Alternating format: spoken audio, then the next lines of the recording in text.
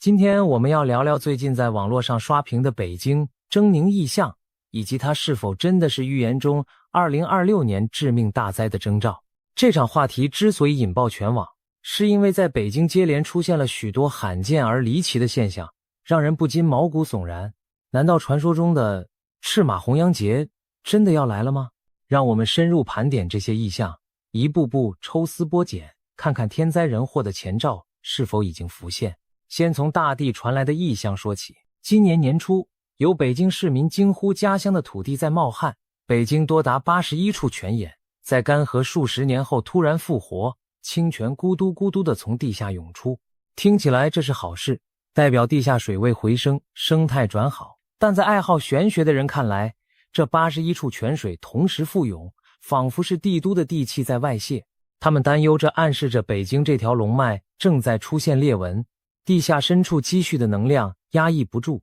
纷纷化作泉水冒出地表。如果把一个国家的气运比作人体经络，那么龙脉就是维系政权的经脉命门。现在泉水四溢，岂不是龙脉之气外露？古人常说山河失色，社稷将倾。那些相信天人感应的人，自然把泉水暴涌视作不祥之兆，担心大灾难的前奏正在地底酝酿。更让人心惊的是，动物们似乎也感受到了大地的不安。去年9月，在临近北京的天津市北辰区，一场夜雨过后，马路上突然出现成千上万只小青蛙，密密麻麻一片，仿佛青蛙地毯铺满道路。许多当地居民从未见过这种景象，吓得怀疑是不是要地震了。因为民间流传着蛙鱼离水，地震将至的说法。地震前，地下水活动频繁，两栖动物会提前跑出，寻找新栖息地。虽然天津地震部门随后勘查称这青蛙鱼与地震无关，只是环境因素导致的偶发现象，但这异象本身仍然引发社交媒体上的恐慌讨论。有人回想起1976年唐山大地震之前，就有报道说当地井水莫名上涨，成群蟾蜍出没街头。如今在京畿附近重现满地蛤蟆的景象，不能不让人心里打鼓。几乎在同一时期，还有报道称北京郊区的农田里冒出了火苗，这是真事还是谣传呢？原来2025年夏末，有农民在平谷区地头夜间看到地面隐隐冒火，飘出焦油气味，赶紧报警。专家调查后发现，那是地下垃圾填埋的沼气自然所致，并非什么地狱之火。然而当这消息在网上发酵，许多网友戏称这是地火冲天的凶兆，大地都烧起来了，难道要天崩地裂？结合泉水暴涌与青蛙满地，仿佛土地在哭喊，在预示什么大难。尽管理性分析能找到科学原因，这些剧烈反常的地表现象仍给人一种不祥的氛围，好像大地本身在发出警报。说完地下，我们再仰望天空。今年以来，北京乃至整个中国北方的天空也频频上演诡异莫测的异象，仿佛老天爷在故意变脸，向人间传达某种讯息。最吸引眼球的要数北京头顶那片惊心动魄的怪云。就在2月底的一天，2026年2月27日，北京刚下过雨雪，天空忽然出现了一种极为少见的糙面云。庞大的云层底部布满了波涛起伏般的粗糙涟漪，整片云看起来像被一只无形巨手狠狠搓揉过，形成一张狰狞的皱脸，悬在半空，阴沉可怖。许多市民仰头一看，纷纷惊呼：天都变脸了！这云好像一张恶鬼的脸在俯视着我们。在照片里，那云底的漩涡阴影组合起来，还真像五官扭曲的巨脸一般。有人联想起古代传说，天有变脸，国有大变，直冒冷汗。当然，气象专家表示这不过是特殊大气条件下形成的乳状云变种，但网上早已议论炸开北京上空出现如此狰狞异象，岂能是祥瑞？无独有偶，就在北京城出现怪云的前后，天空中还降下了奇异的光影和天体幻象。今年春节前夕，2026年2月中旬，黑龙江哈尔滨市的市民被头顶的景象惊呆了，天空中竟同时并列着7个太阳。当地有人在2月14日下午拍到这幕奇景，正中央是一个耀眼的真太阳，而左右上下映出多重日影，一共有7个明暗不一的太阳映像挂在云中。场面宛如科幻电影。这其实是极罕见的大日晕加幻日光学现象，又称七日同天。第二天清晨，北京的天空也出现了一圈巨大的日晕，太阳周围悬着一个完整的彩色光环，如同给太阳戴上了七彩光圈。而在除夕当天中午，河北上空也观测到了日晕奇观。短短2日内，北方多地连现异象，多日并出，旭日蒙环。古人将这些天象视为极大的不吉利。唐代著名的天文占卜书《开元战经》就记载：3日并出，主3宫争权。天空若出现3个太阳，预示朝中3位权贵将为争权而乱政。明朝崇祯年间更有5日同辉的异象记载。结果次年，李自成起义军攻破京城，推翻了大明王朝。而这次哈尔滨现身的可是7个太阳同时出现。网友纷纷翻出古籍来对号入座，众日并见，天下裂分。意思是天上若同时出现众多太阳，预兆天下将4分5裂，秩序崩坏。虽然我们知道幻日是冰晶折射的光学现象，但如此罕见的7日凌空还连着在不同地区频繁出现，不能不让人背脊发凉。难道真应了古训，要天下大乱了吗？除了多太阳和日晕，各种罕见的天空奇观近期也是层出不穷。去年9月，辽宁朝阳市天空骤现诡异的乳状云，云底出现密集的圆润下垂洞孔，好似天穹被凿出无数窟窿，场面既壮观又瘆人。今年初，北京、河北的夜空中出现了不明的光束带状云，有人拍到一道巨大的发光轨迹划过天际，一度被猜测为 UFO 出没后证实是火箭发射残留的火箭云。在更早的2024年4月，北京夜空还有碧绿色的火球陨石掠过，亮如绿色烟火，在接近地面时轰然爆裂。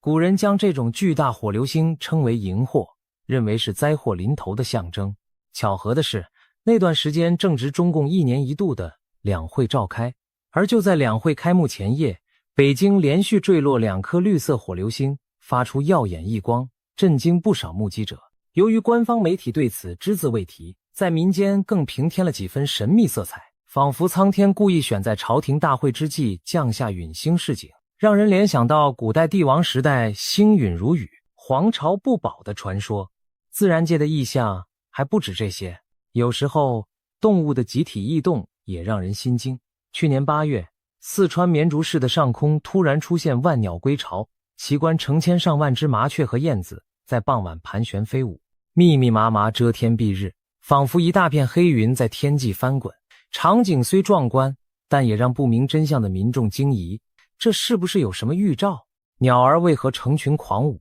专家解释说，这是鸟类迁徙时借助气流盘旋，等待同伴的正常行为。然而就在同一时期，从东北到华北也报告了几起鸟群异常聚集事件，例如北京门头沟、潭柘寺景区2021年初也出现过上万只两鸟盘旋的景象，遮天蔽日，引起游客恐慌。虽然科学上能解释为候鸟迁徙，但中国传统观念里，动物异常往往与灾祸相关。鸟飞兽走必有警，昔日唐山地震前夕也有老鼠成群出逃，鸭子半夜惊叫的传闻。如今接二连三的大批鸟群异动，又恰逢天下局势动荡，难怪有人将其视作天灾人祸要降临的前奏。从地底泉涌、蛙乱惊鸡，到天上7日齐现，怪云横生，近年来这一连串罕见异象很难不让人产生联想。在中国传统文化里，向来有天人合一和天人感应的思想，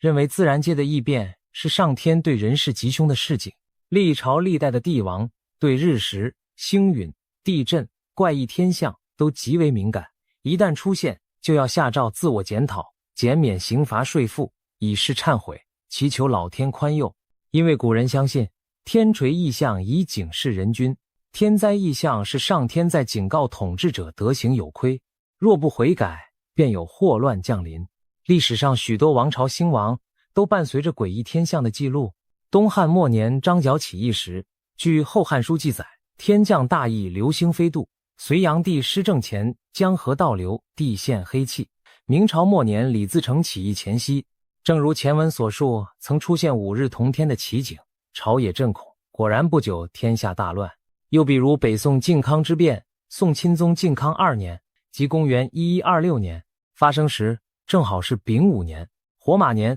据史料，那年也频见彗星、幻日等不祥天象。随后金兵南下，徽钦2帝被掳，北宋亡国。1000多年前的南宋学者柴望，正是注意到每逢丙午马年、丁未羊年前后，往往天下大乱，改朝换代，于是编写了一部《丙丁归鉴》，统计秦汉以来历史，得出结论：丙午、丁未年是火气太旺而抑制乱世之年。后世便将这种60年一次的大劫难概括为赤马红羊节。所谓赤马红羊，丙午年五行属火，传统以赤色代表火，丁未年紧随其后，也是火年。因此连续的马羊2年火气冲天，阴阳失衡，天灾人祸丛生，常常会有改朝换代、战乱、瘟疫等大劫。查阅史册，从秦朝到五代约1000多年里，的确将近一半的火马年或火羊年都伴随着重大乱局。例如南宋灭亡于咸淳10年，公元1274年丁未年，明朝崇祯自缢于1644年甲申年，但前一年的丙午1646年刚好是清军入关，明政兴起前夕60甲子有个计算，这里不巧1646并非丙午，可能指1666丙午。清朝康熙在位那年三藩之乱前夕，让我们另举例。再如1966年丙午马年，中国爆发了10年浩劫的文化大革命，天下大乱，差点毁掉整个传统文化。1967年丁未羊年，全国武斗升级，动荡流血不止。再早一个甲子，1906年丙午年，清朝风雨飘摇，革命风潮已经四起。6年后，辛亥革命推翻了2000年的帝制。可以说，赤马红羊节在中国历史上早有蛛丝马迹，每隔约60年，似乎就酝酿一次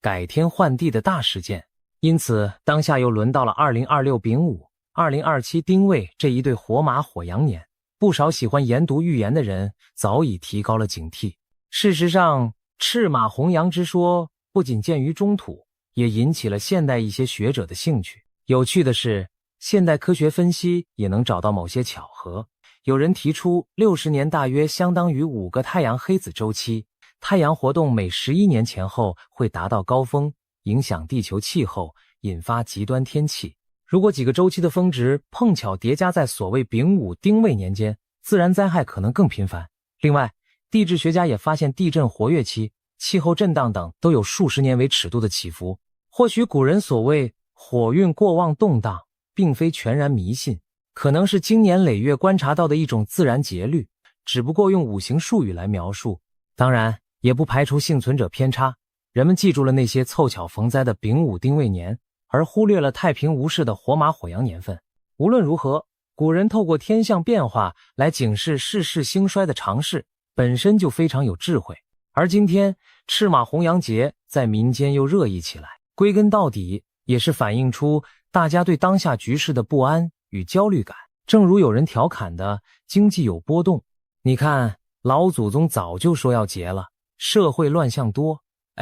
逢节年大环境如此啊。那么现在我们所见到的这些反常天象，会不会正是传说中大劫将临的预兆呢？如果真按照古书所言，日晕七重则天下亡，虽然北京这次只出现了一重大日晕，但七彩光环也够吓人。又或者众日并见则天下裂，哈尔滨7个太阳虽是光学幻象，却巧合地映照出当前国际格局四分五裂、极端对立的态势。不仅如此，民间还有种讲法，地震之前必有异象。近期华北平原频繁的极端天候、冰雹、怪云、蛙灾，让一些预言爱好者怀疑，北京一带是不是将有大地震乃至巨变发生。他们甚至把目光投向中南海，是否政权地震也将来袭呢？毕竟中国古代的意象解读，往往最终指向的就是朝代兴亡与君王安危。就在众多意象引发人们不安的同时，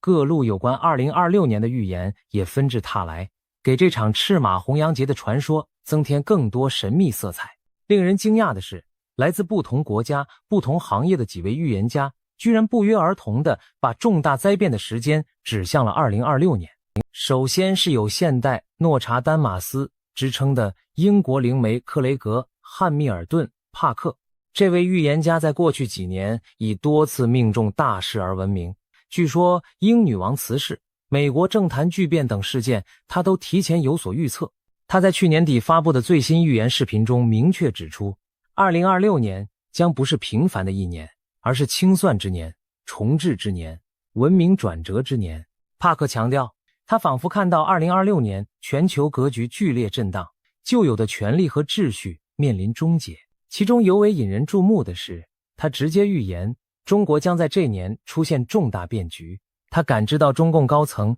尤其是军方，会有人离奇失事，甚至失踪，军队内部可能发生动荡清洗，进而影响最高领导。更惊人的是，帕克曾提及习近平将在7月前后下台，由一位更强硬的人取代的预兆。他形容中国民众会逐渐醒悟过来，而这场权力更迭将标志着共产政权的终结。尽管这说法听上去危言耸听，帕克已有一些预言似乎正在应验。今年年初，中共军中第2号人物张又侠突然被免职查办，就与他预警的军方高层离奇消失不谋而合。因此，帕克关于2026的惊世之论在华人世界引发极大关注，不少人把他视作诺查丹马斯在世，认为他点破了中共气数将尽的天机。与此同时，在华人社会内部也有高人早有警示。台湾一位知名的民俗预言家杨登科先生就提出了2026 5大灾难预警的说法。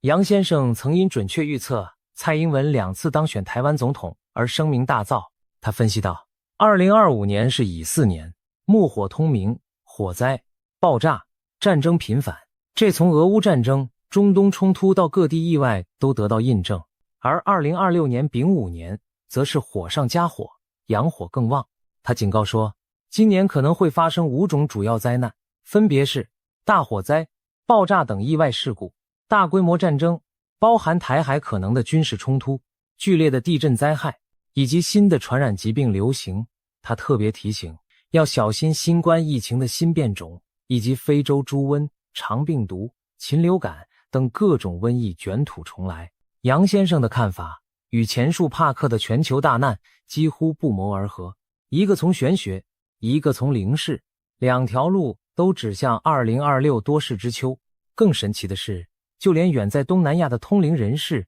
也发出了相似的预言。据海外媒体报道，菲律宾一位灵媒在一次公开占卜中预言，2026年将是恐怖之年，死亡人数多到难以计算。他声称自己看到了全球将爆发某种可怕的疫情或灾难，有人解读为一种食人真菌的大流行，可能像科幻剧情般引发全球封锁。同时，世界政坛将有3位领袖接连离世，其中一位据说是亚洲的大国领袖。许多人立刻联想到中国的习某人，因为早前也曾有预言说习近平将因健康问题撑不过弘阳节年。事实上，2023年底习本人突然消失在公众视线许久，就一度传出他中风病危的猜测。巧合的是，这也对应了英国另一位知名占卜师 Parker 先前的点示，习或将在节年遭遇重大健康劫难。这几条线索汇合起来，让人不得不感叹玄之又玄。不同国家的先知们仿佛串通好了一样，把2026年渲染成了一个多灾多难、巨变将至的年份。从帝王将相、战争瘟疫到自然灾害、经济动荡，仿佛全人类都将在这一年面对终极考验。当然，也有人拿出诺查丹马斯的4行诗和推背图、刘伯温、烧饼歌等中国古代预言来验证。他们声称那些预言隐晦地印证了当前局势，比如诺查丹马斯曾预言东方将有强人倒台，新的统治者带来战火。有人说，这说的不正是东方某执政10年的强人吗？又比如推背图第46象被解读为中共末日的描绘，图中人头落地，天下重光，被认为预示洪朝倾覆。此外，清末民初民间流传的宋乙卜算有火虎、金虎年大疫、火马年大变之句，也被解读为印证了2026前后的灾变。虽然这些解读未必可靠，但从100多年前的孙中山、施迷，到今日网络上风行的各种预言贴，都无不在强调共业将近的讯息，让不少人深信天意已定。尤其是这2年频繁的血月、日环食等天象，更被视为圣经启示录和玛雅历法之外的全球末节提示。就说今年元宵节，西元2026年3月3日当晚，全球各地恰逢一场壮丽的血月月全食，月亮染成赤红。很多宗教预言都将血月视为不祥的审判日信号，一时间关于血月映照赤马年灾劫将临的议论更沸沸扬扬。面对如此众多的预言和异象，有人不禁要问，2026年真的是命中注定的不祥之年吗？从科学角度看，上述许多现象可以解释为自然周期和统计巧合，没必要过度恐慌。然而，人类社会毕竟和自然紧密相连，当我们看到天空地下同时出现反常景象，内心难免会产生某种本能的不安，就像风暴来临前动物会焦躁不安一样。或许正如现代心理学所说，这是一种对环境变化的集体潜意识反应。我们的祖先用神话和预言将其表达，而我们现代人则试图用理性去解析。但无论信与不信，在这个多事之秋，居安思危总不是坏事。毕竟，纵观历史，每逢王朝末年，民间也总流传种种预言，有的成了伪科学的笑谈，有的却一语成谶。最后，我们不妨抱着开放的态度看待这一切异象与预言。也许天灾人祸本就在周期中酝酿，即使没有神秘力量干预，人类也该为自己的贪婪和傲慢付出代价。也许真有某种冥冥之中的警讯，希望我们悬崖勒马，避免灾祸扩大。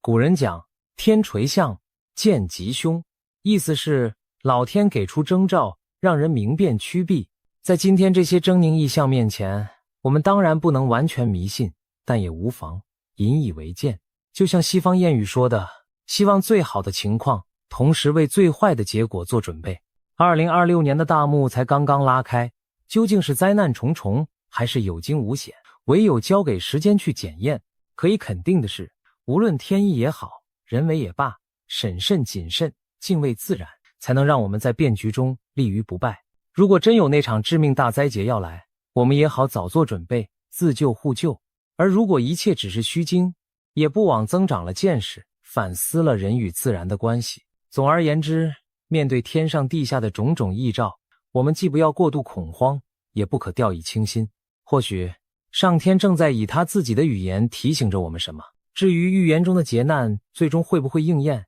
就让我们拭目以待，在动荡的岁月里保持清醒与希望吧。今天我们要谈一个震撼全球的事件，委内瑞拉总统马杜洛居然被美军突袭抓走了。更劲爆的是，这件事让人不禁要问，习近平会不会也快不上他小弟的后尘，被美国给逮了呢？西包子一向自诩国际大哥，没想到如今他最铁的兄弟之一马杜洛竟落得如此下场，实在令人唏嘘。不相信吗？那我们就深入来聊聊整个过程和背后的盘算，看到底发生了什么事，又为何说这对习近平是个大大的打击。2026年1月初的一个凌晨，委内瑞拉首都加拉加斯的天空突然炸开了锅，当地人在黎明前被震耳欲聋的爆炸巨响惊醒，窗户玻璃随着连环爆炸而颤抖，整个地面都在震动。原来，美国总统川普下令对委内瑞拉发动大规模空袭行动，目标直指委内瑞拉军方的核心据点。战机在夜空中呼啸，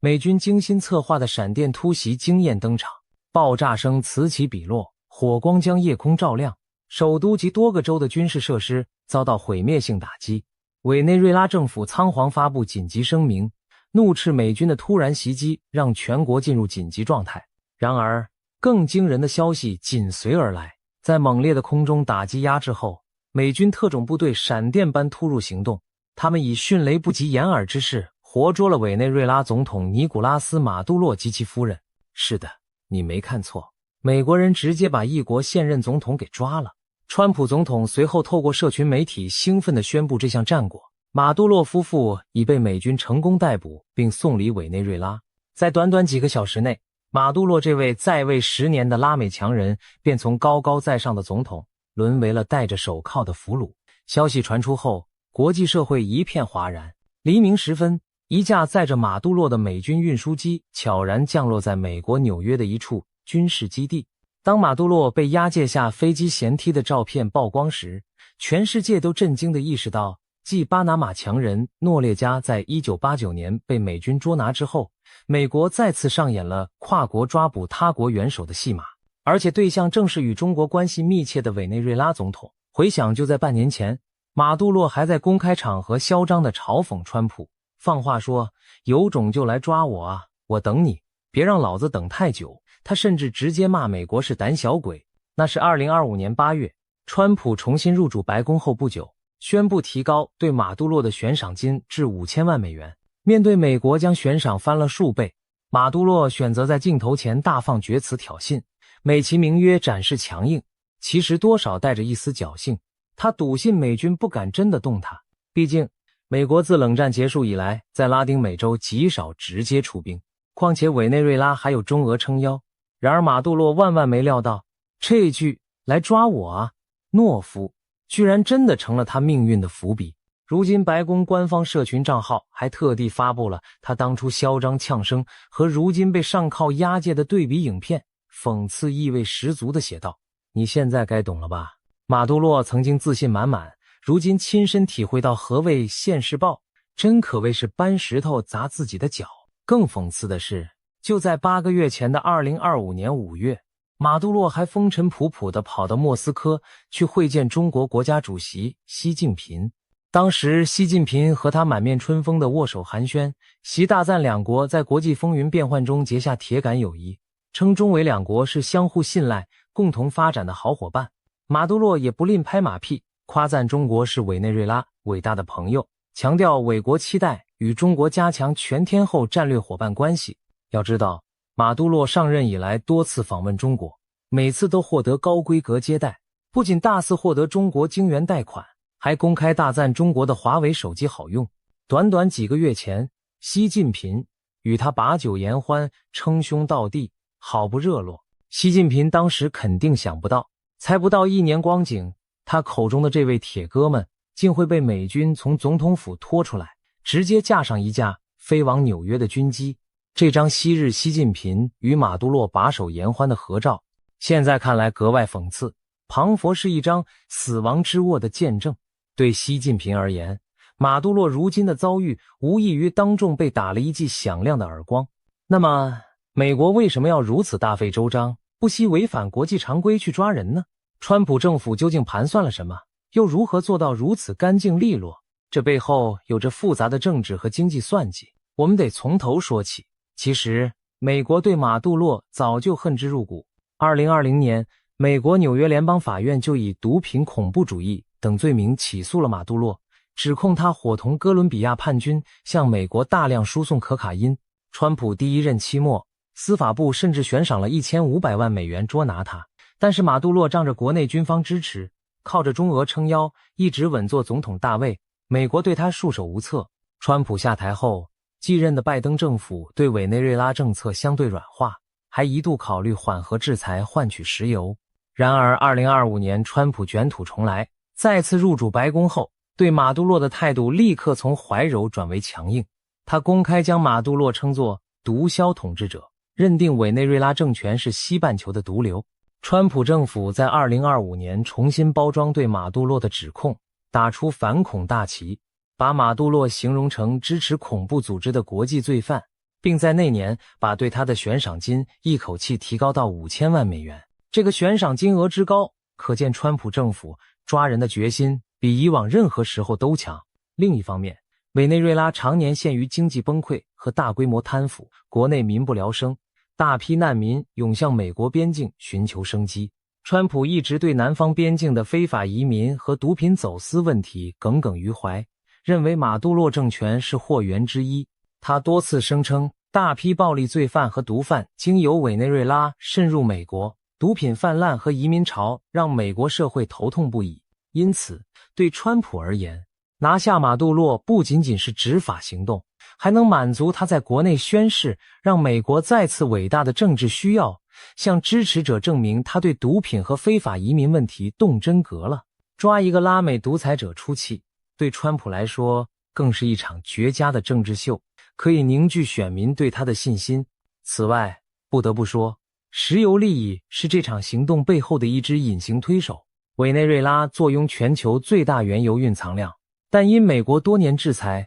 其石油产业凋敝，出口大受影响。本来中国和俄罗斯一直是委内瑞拉石油最大的买主和投资者，然而川普对委国出手，未必没有觊觎其丰富石油的算盘。事实上，在抓捕行动后，川普公开声称美国将暂时运行委内瑞拉，这话透露出的意思耐人寻味。美国不仅要除掉马杜洛，还可能直接掌控委内瑞拉的油气资源运作，至少在新政府就位前由美方托管。川普甚至毫不掩饰地提到委内瑞拉石油产业的巨大潜力。看来，在川普眼中，光封锁制裁还不够解渴，只有把人抓了，把油田握在手里，才能彻底解决问题。一语道破了这次行动的多重目的，既为国内政治加分，又为美国经济利益服务，可谓一箭双雕。美军此次能够如此迅速地抓获马杜洛，绝非心血来潮的冒险之举，而是经过长期准备和渐进升级的结果。我们来梳理一下前因后果。其实，川普政府就在为这场行动做铺垫。美国一方面加强对委内瑞拉的经济制裁，特别盯紧委国绕过制裁偷偷卖油的渠道。美国财政部连续锁定并制裁了一批帮助委内瑞拉运油的境外贸易公司和油轮。同时，在加勒比海和委内瑞拉近海，美国海军和海岸防卫队动作频频，不是击沉涉嫌运毒的船只，就是强行拦截可疑航运。川普和他的国安团队也在公开场合不断强调委内瑞拉带来的毒品和罪犯威胁，营造出美国已经忍耐多年，现在必须出手的舆论氛围。可以说，舆论和法律基础都铺垫的差不多了。到了2025年末，美军更在委内瑞拉周边进行了为期数周的军事部署和封锁演习，海上的拦截行动一再升级，甚至传出美舰在公海击毙拒检船只的事件，引发轩然大波。但美方解释，这些都是执行既有逮捕令，不是挑衅。其实，美国明眼人都看出来，川普政府这是在测试各方反应，同时渐进式升高对委施压的程度，为最终的武力行动探路。当国内外反应并没有出现不可控的强烈反弹时，川普就知道时机差不多成熟了。他急需在新任期内树立权威，展示强硬，拿下马杜洛无疑能极大满足他的政治需求。于是，一场石破天惊的跨境执法行动就在2026年新年伊始付诸实行。美军的行动计划可谓滴水不漏，环环相扣。他们事先投入了数月时间练兵推演。据美媒披露，特种部队在美国本土搭建了马杜洛官邸的逼真模型，反复演练突袭方案。美国的情报系统也出动了卫星、无人机和人力间谍，日夜不停地盯着马杜洛的行踪，寻找他的安全破绽。终于，他们等到了一个千载难逢的窗口。2026年1月初，据称马杜洛在总统府过夜，而他的几名亲信军官刚好不在首都。美军决定就是这时候动手。我们已经看到，行动当晚，美军先发动空袭，瘫痪委内瑞拉的防空力量和军营指挥系统。在对手还没从连环爆炸的震慑中反应过来时，美国特种部队已搭乘隐形直升机趁乱急降在总统府附近。他们迅速突入府邸内部，展开室内近距离战斗。据传，马杜洛的总统卫队和特勤队判死抵抗，但完全不是装备精良、训练有素的美军对手。交火过后，马杜洛的贴身警卫队几乎全数阵亡。特种部队士兵冲进一间豪华的防弹房间，发现满脸惊恐的马杜洛和他的夫人躲在里面。几分钟内，这对总统夫妇就被反绑双手制服在地。行动全程快得像闪电。据了解，美军甚至直到行动开始后才紧急通知了国会中极少数几位关键议员。换言之，为了确保绝对奇袭的效果，这次任务被极度保密，只有少数决策者知情。整个抓捕过程从开始突袭到撤离现场不过短短几分钟。当天的第一缕晨光照进满目疮痍的加拉加斯街头时，马杜洛已经被押上直升机，转移到离岸的美军舰艇上。随后，他被迅速送往机场，直接挤上美军早已待命的运输机，飞越加勒比海，直奔美国本土。川普兴奋地在他的社群平台 Truth Social 发文炫耀，美国成功对委内瑞拉实施大规模军事袭击，已将马杜洛夫妇抓获并驱逐出境。他还宣布，美国将暂时接管委内瑞拉的治理。言下之意，美国在西半球的霸主地位不容挑战。国内外反应褒贬不一，法律争议暗涌。马杜洛被活捉的消息一出，全球媒体疯狂报道，世界各国领袖纷纷发表看法。在美国国内，舆论呈现出两极分化的局面。川普的共和党支持者们欢欣鼓舞，称赞这是美国对抗毒枭和暴君的重大胜利，认为川普总算兑现了对选民的强硬承诺。而反对党民主党人则多半持批评态度，质疑总统未经国会授权擅自行的合法性。一些民主党议员愤怒地指责川普绕过国会，违反国际法，担心美军可能因此陷入委内瑞拉漫长的烂泥潭。他们警告说，推翻一个政权容易，但之后怎么办？对此，川普和国安团队早有准备，他们拿出一套法律说辞，声称这次行动并非侵略战争，而是执行联邦逮捕令的跨境执法行动，美军只是为了保护执法人安全而提供协助。川普政府援引了美国宪法第2条，赋予总统在紧急情况下采取有限军事行动的权利，以及历史上抓捕恐怖分子的先例，强调这不是发动新战争，只是强化版的反恐突袭。然而，许多法律专家和媒体社论立刻指出，这套说法漏洞百出，几乎是在强行把一次大规模空袭和抓捕美化成普通的抓嫌犯行动。美国政府显然是在玩文字游戏。抛开美国国内的争论不谈，这次美军逮捕别国元首的行为在国际法层面确实引发了巨大争议，各国政府的反应可谓冰火两重天。一些美国的盟友，如邻近的哥伦比亚和巴西，虽然对美军未经联合国授权动武有所顾虑，但他们对马杜洛政权倒台还是松了一口气。尤其是哥伦比亚方面，马杜洛长期包庇哥伦比亚叛军和贩毒组织，令邻国头痛多年。哥伦比亚总统甚至感谢美国除掉一个祸害，只是态度上不便过于高调。而欧洲盟国则反应较为矜持。欧盟发表声明重申，他们意视马杜洛为独裁者，乐见委内瑞拉迈向民主，但也强调任何行动都应尊重国际法和多边程序。有些欧洲外交官私下抱怨，川普的单边行动让他们措手不及。如果开了这个先例，未来国际秩序将更难以预测。至于国际组织方面，联合国秘书长对此表示高度关切，强调国家主权和不干涉原则是联合国宪章的基石。应中俄等国要求，联合国安理会火速召开紧急会议，讨论委内瑞拉局势。中国和俄罗斯在会上强烈谴责美国的行动完全非法，并试图推动通过一项谴责美国违反国际法的决议。然而，由于美英法等西方常任理事国的反对，安理会陷入了激烈交锋，最终未能就此达成一致决议，只发布了主席新闻声明，对局势表示忧虑。尽管如此，这场外交交锋让国际社会更加认识到，美中俄三强在地缘政治上的角力正变得空前激烈。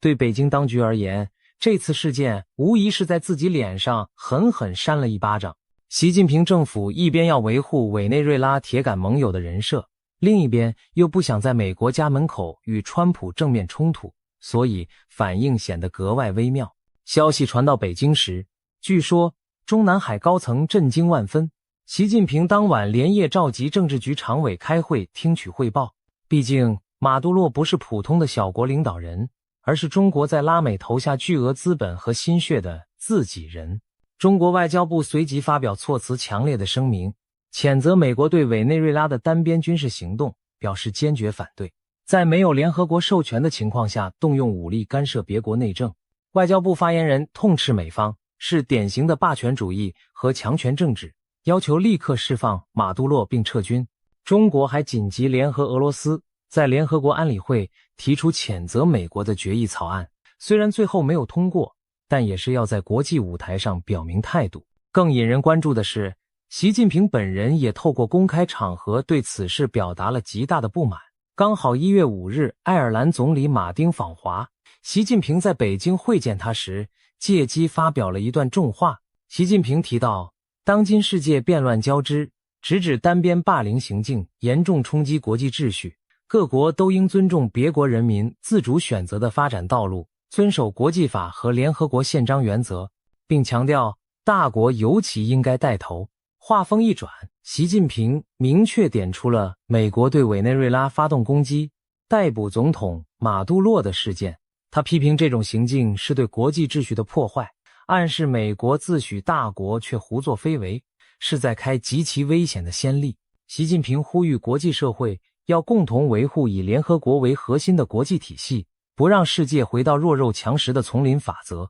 这番讲话显然是在向美国兴师问罪，只不过他借着接待外国元首之机说出来，以避免直接与川普对骂，但意思已经再清楚不过了。北京也在积极评估此事对自身利益的影响。南华早报等港媒分析认为，中国会谨慎重新调整立场。一方面，中国必须谴责美国的流氓行径，以维护国际道义形象，但另一方面，中国很可能不会在实质上与美国发生正面对抗，因为委内瑞拉并非中国核心利益之所在。北京深知拉美是美国传统势力范围，在那里硬碰硬只会得不偿失。港媒引述学者的观点称，中方大概率会寻求一种微妙的平衡，声讨归声讨，但不采取过激行动。例如，中国很快就在联合国安理会召开紧急会议，谴责美国，但不至于动用别的手段报复。甚至有人推测，北京私底下可能还松了一口气，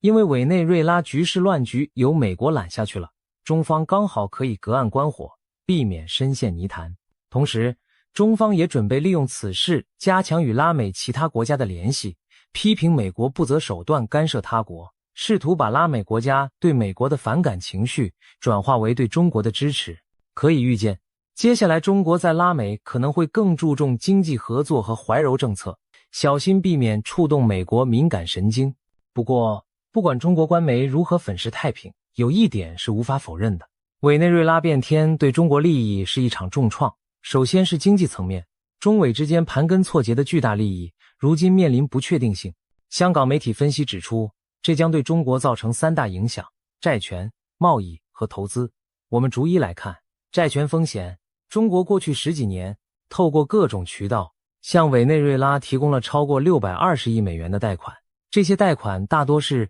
石油换贷款方式，也就是委内瑞拉用石油偿还中国。委内瑞拉是中国在拉美最大的债务国之一，占到中国对整个拉美资金融资的 45%。 然而自从2015年后，中方就停止了对委国的新贷款，因为发现马杜洛政权实在不可靠。即便如此，到目前估计委内瑞拉还欠着中国约200亿美元没还。现在马杜洛被推翻，新政府很可能会重审这些对华债务。一来，新政权为了获得西方援助，往往愿意配合美国暂停还款，甚至冻结部分资产，让中国收不回钱来。二来，就算新政府想还，中国要拿回钱也困难重重，因为马杜洛时期的一些合同和项目可能被认定为贪腐或不平等条约，需要重新谈判。拉美有不少潜力，政权更迭后优先偿还西方债权人的钱，却把中方的账给展延或减免，因此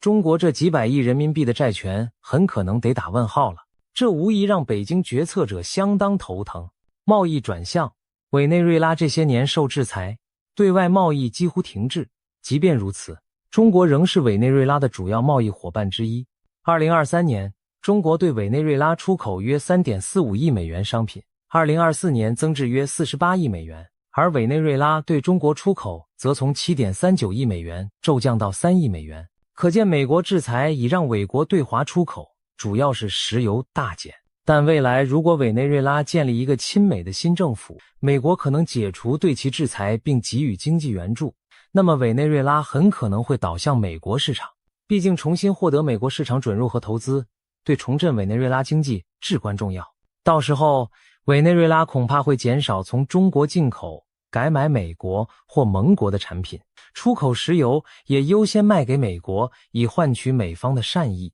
如此一来，中美双边贸易恐怕会继续下滑。尤其值得注意的是，中国一些地方炼油厂非常依赖委内瑞拉的种植原油，因为那种油价连量大，是中国能源进口的补充来源。如果委国把石油转卖给美国，中国就得设法从中东或俄罗斯寻找替代来源。然而委内瑞拉的重油有其独特性，短期内完全替代不易，这将造成中国能源供应链的一阵紧张。短短几天内，国际市场已经在反映这种担忧，油价出现波动。中国可以说被美国这一招打得措手不及，在经贸上面临新的挑战，投资受挫。过去10年，中国在委内瑞拉投入了大量资本和项目，从石油开采到基础建设，再到通讯设备，几乎无所不包。华为公司承包了委内瑞拉的电信网络升级，中国的国企参与了当地水电站和铁路建设，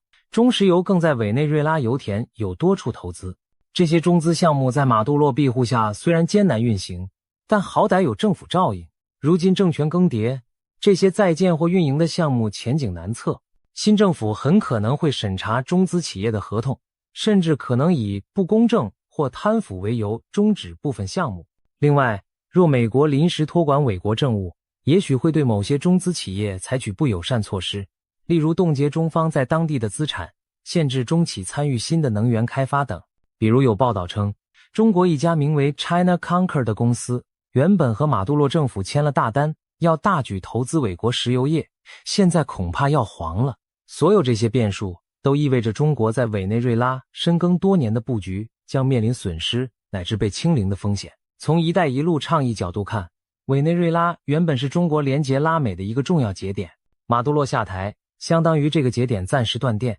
中国在拉美推进一带一路的雄心也被浇了一盆冷水。综合来说，马杜洛政权的垮台让北京陷入进退维谷的窘境。一方面，中国要表现出对盟友的道义支持，谴责美国，同时设法确保至少部分债务能收回，投资不至于打水漂。另一方面，中国又不愿为了一个拉美盟友与美国正面冲突太深。在这种矛盾心理下，北京接下来大概会采取观望策略。有分析师就指出，中国可能认为与美国正面硬碰得不偿失，毕竟西半球对美国的重要性远甚于中国。北京明白，要把美国和西方势力赶出拉美并不容易，所以未来一段时间，我们可能会看到中国继续高调谴责美国非法，但同时私下低调地与委内瑞拉新政权接触，努力保障自己的经济利益。在外交上，中国也许会更加小心翼翼，避免再给美国找到借口在其他地区搞斩首行动。毕竟这回马杜洛的遭遇，对所有与中国交好的威权领袖都是一个寒蝉效应，连中国都保不住你，美国要动手时说抓就抓，还有谁能有安全感？对习近平来说，更尴尬的不仅是马杜洛一人倒霉，而是近年来一连串和他关系友好的国家领导人接二连三出事，庞佛中了魔咒一般。这不禁让网友们戏称，习近平难道习得了一门黑魔法，一握手就把盟友送进了地狱？有人甚至调侃习主席拥有全球最强的死亡之握，凡是跟他亲热合照称兄道弟的领导人，没多久都碰上了大麻烦。听起来匪夷所思，但细数最近几年的案例，真有那么点意思。我们就来看看都有谁上榜。首先，当然是刚刚出事的委内瑞拉总统马杜洛，他不仅多次访华，还在2025年5月于莫斯科与习近平亲密会晤，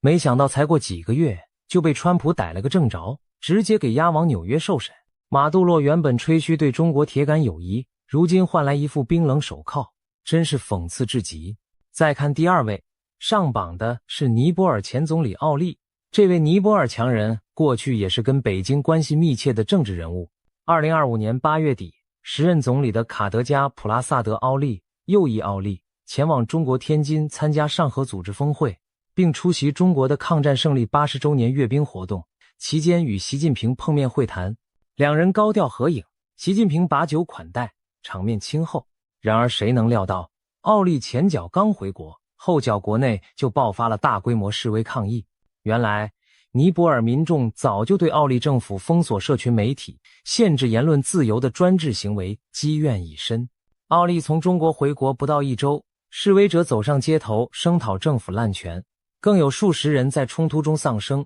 激起全国公愤。奥利见势不妙，于9月9日被迫宣布下台，而且据说连尼泊尔总统鲍德尔都一同辞职走人。尼泊尔政坛来了个大地震，想想看，奥利可是刚跟习主席亲热握手没几天啊。如今那张天津合影照片也成了笑柄，有媒体配字，奥利沦为习近平死亡之握的新 offer。 可怜的奥利本想抱紧中国大腿，换来的却是灰头土脸地下台收场。第3位，孟加拉前总理哈希纳也难逃此劫。雪赫哈希纳执掌孟加拉长达10多年，是该国历史上任期最长的总理，也是一位与中国极为亲近的女强人。2024年7月，哈希纳时隔10年再度访问中国，受到高规格接待，还和习近平在北京亲切会谈。中国驻孟加拉大使当时称哈希纳此访是历史性访问，扬言要翻开中孟关系新篇章。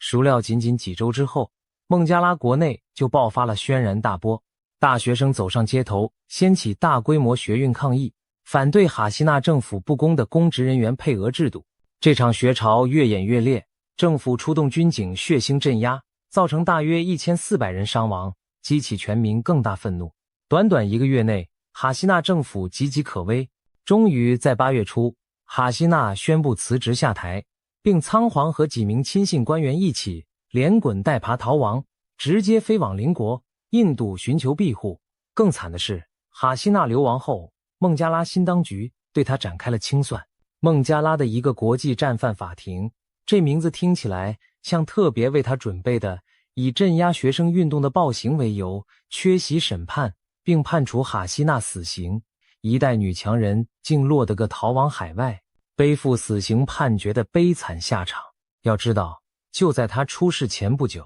她还在北京和习近平称兄道妹，谈笑风生呢。难怪网友戏谑，和习近平握完手，哈希纳是逃亡又判死，这握手真要命。不仅亚洲友邦出事，连远在中东的老朋友也没能幸免。叙利亚前总统巴沙尔·阿萨德可以说是习近平名单上的又一个死亡之握案例。阿萨德执掌叙利亚多年，在残酷内战中苟延残喘，背后多亏了俄罗斯和伊朗撑腰，而中国也一直在国际场合力挺阿萨德政权，反对外国干涉叙利亚内政。2023年9月，阿萨德历经12年战火，首次走出国门，携妻带子高调访问中国。习近平在杭州会见了阿萨德，宣布两国建立战略伙伴关系。阿萨德还罕见地参观了杭州灵隐寺拜佛，中叙两国上演了一出亲密秀。岂料好运并未眷顾这位从战火里捡回一命的独裁者。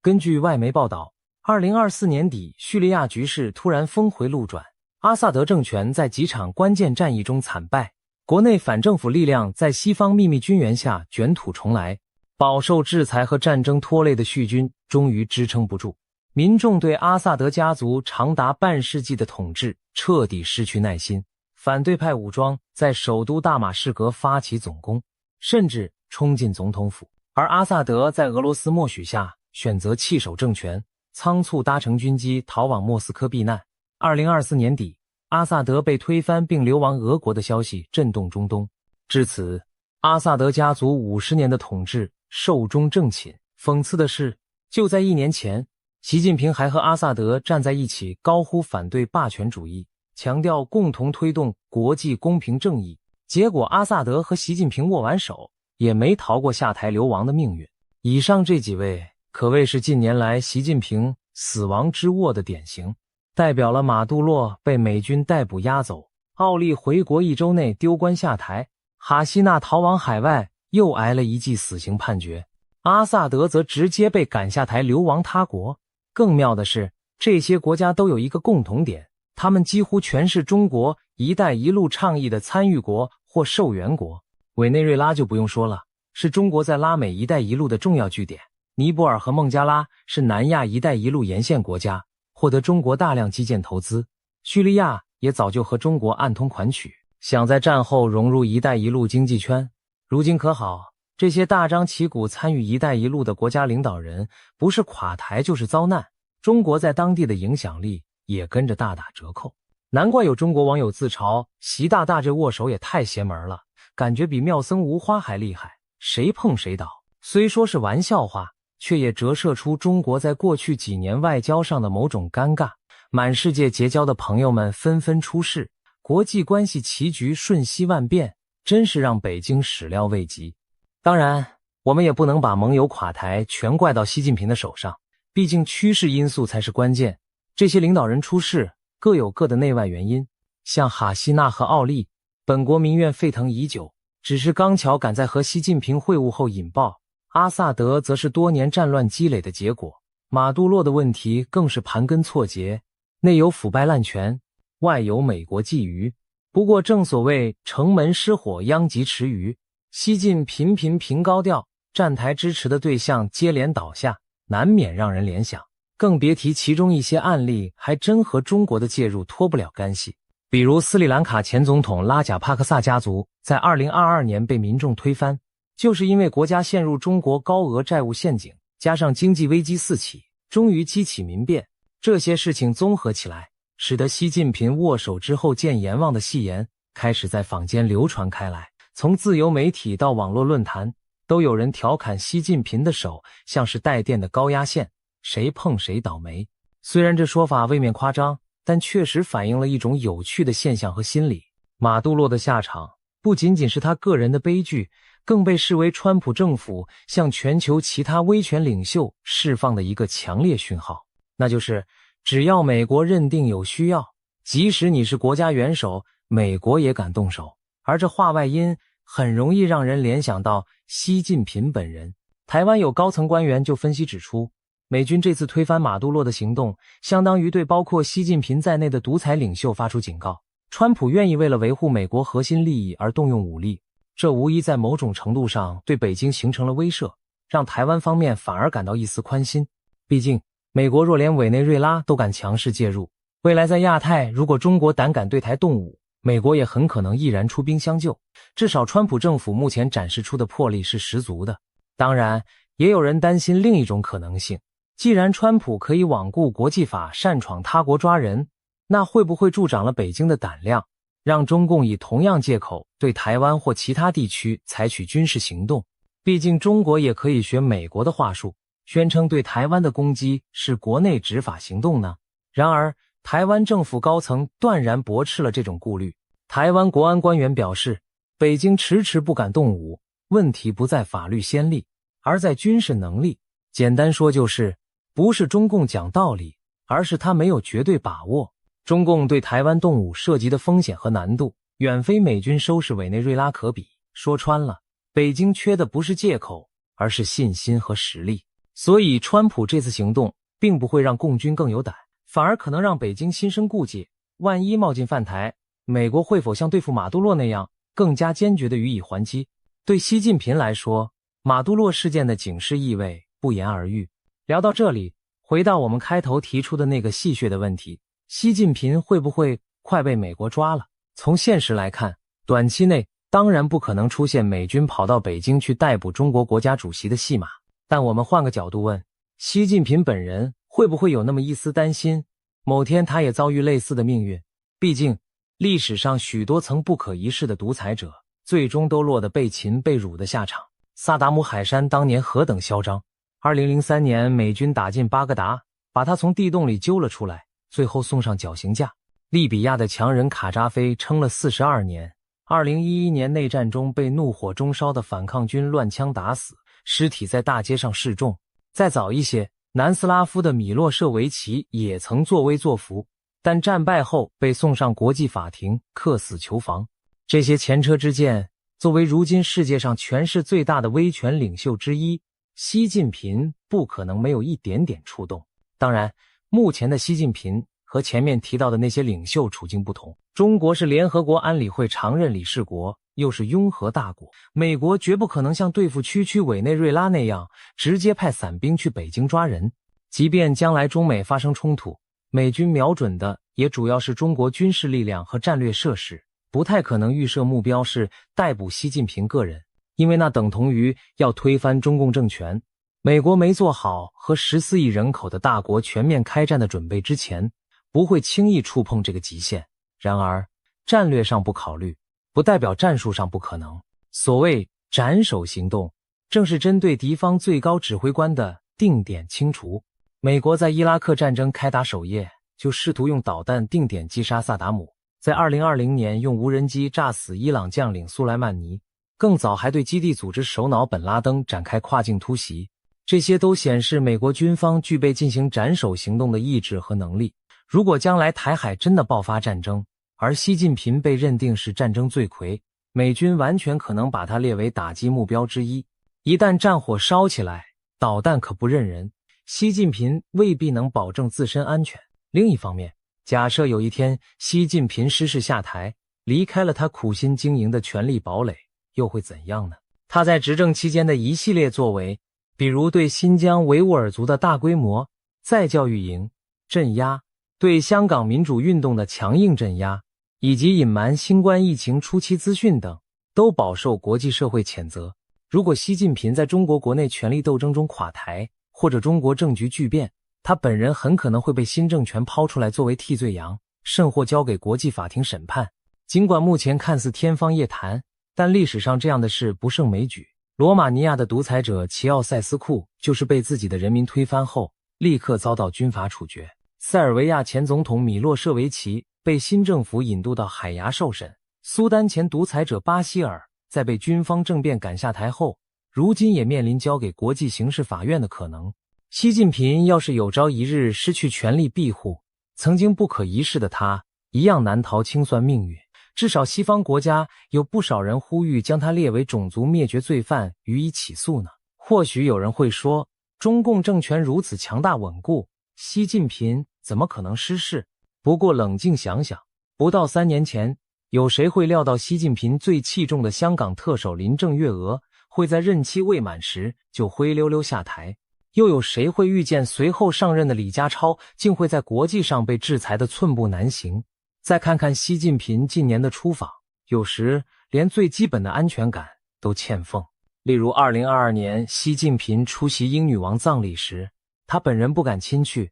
派了副主席王岐山去，因为担心西方舆论不欢迎他。去年赴印尼巴厘岛 G20 峰会期间，印尼方面透露习近平坚持自带防弹轿车和贴身安保，对他国安保不放心。这些细节无不显示出一种焦虑。习近平其实很清楚，自己在国际上不受待见，树敌不少。一旦离开中国本土，他的安全并非万无一失。如果真有朝一日国际局势出现巨变，习近平也未必能全身而退。更别说马杜洛自认有中俄撑腰都被逮了，习近平就更要小心了。说到这里，有必要强调，我们并不是认为近期内美国会对习近平本人下手，毕竟中美仍保持基本外交往来，双方领导人还在互通讯息，不存在直接冲突的状态。然而，川普政府这次对马杜洛的霹雳手段确实起到了杀鸡儆猴的效果。有学者指出，川普此举意在把俄罗斯和中国势力赶出拉美，让全世界独裁者们感到不安。那些平时仗着中俄撑腰，认为美国不敢怎么样的强人们，此刻恐怕都在暗暗捏把冷汗。下一个会不会轮到我？试想，古巴的领导人、尼加拉瓜的总统，甚至伊朗的最高领袖，他们能不担心吗？虽然这些国家情况各异，但美国对马杜洛的果断行动无疑让他们如鲠在喉。就连远在亚洲的北韩金正恩，据传也对此高度关注。毕竟金氏政权也被美国列为眼中钉，只不过北韩手里有核武，美国才投鼠忌器。但金正恩可能更坚信核武的重要性了。看看没有核武的马杜洛就这么被端了。总的来说，马杜洛被美国活捉这一事件对习近平的震动绝对是巨大的。习近平辛苦经营多年的朋友圈一下子崩了一角，不仅损失了金钱和影响力，还在全球面前丢了面子。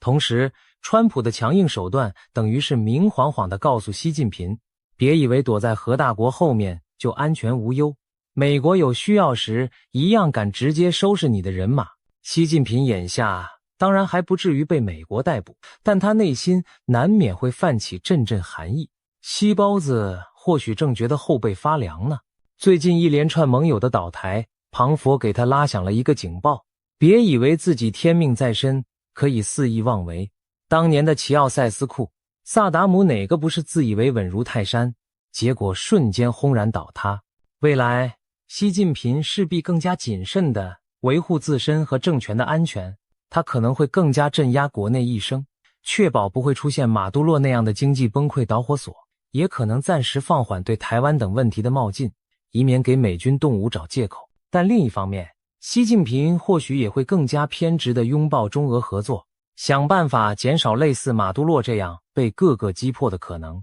他会不会加速推进解放军的现代化，以图将来在亚太复制美国今日在拉美的强势呢？这也是可能的发展。正如台湾专家所言，北京缺的只是一点能力和把握。如果哪天他认为自己有把握，也许就不会有所顾忌了。总之，马杜洛的结局为所有专制者敲响了警钟，也让习近平实实在在地出了一身冷汗。曾几何时，习近平满心以为透过一带一路经营海外盟友就能构筑起对抗西方的同盟网，然而现实却给了他残酷的一击。那些貌似牢不可破的铁杆兄弟，其实是不堪一击的沙上城堡，而他自己作为幕后撑腰者，也难逃池鱼之殃。现在的习近平恐怕不得不重新审视国际格局中的风险，一个不小心，他精心布局的国际雄心就可能像多米诺骨牌一样崩塌。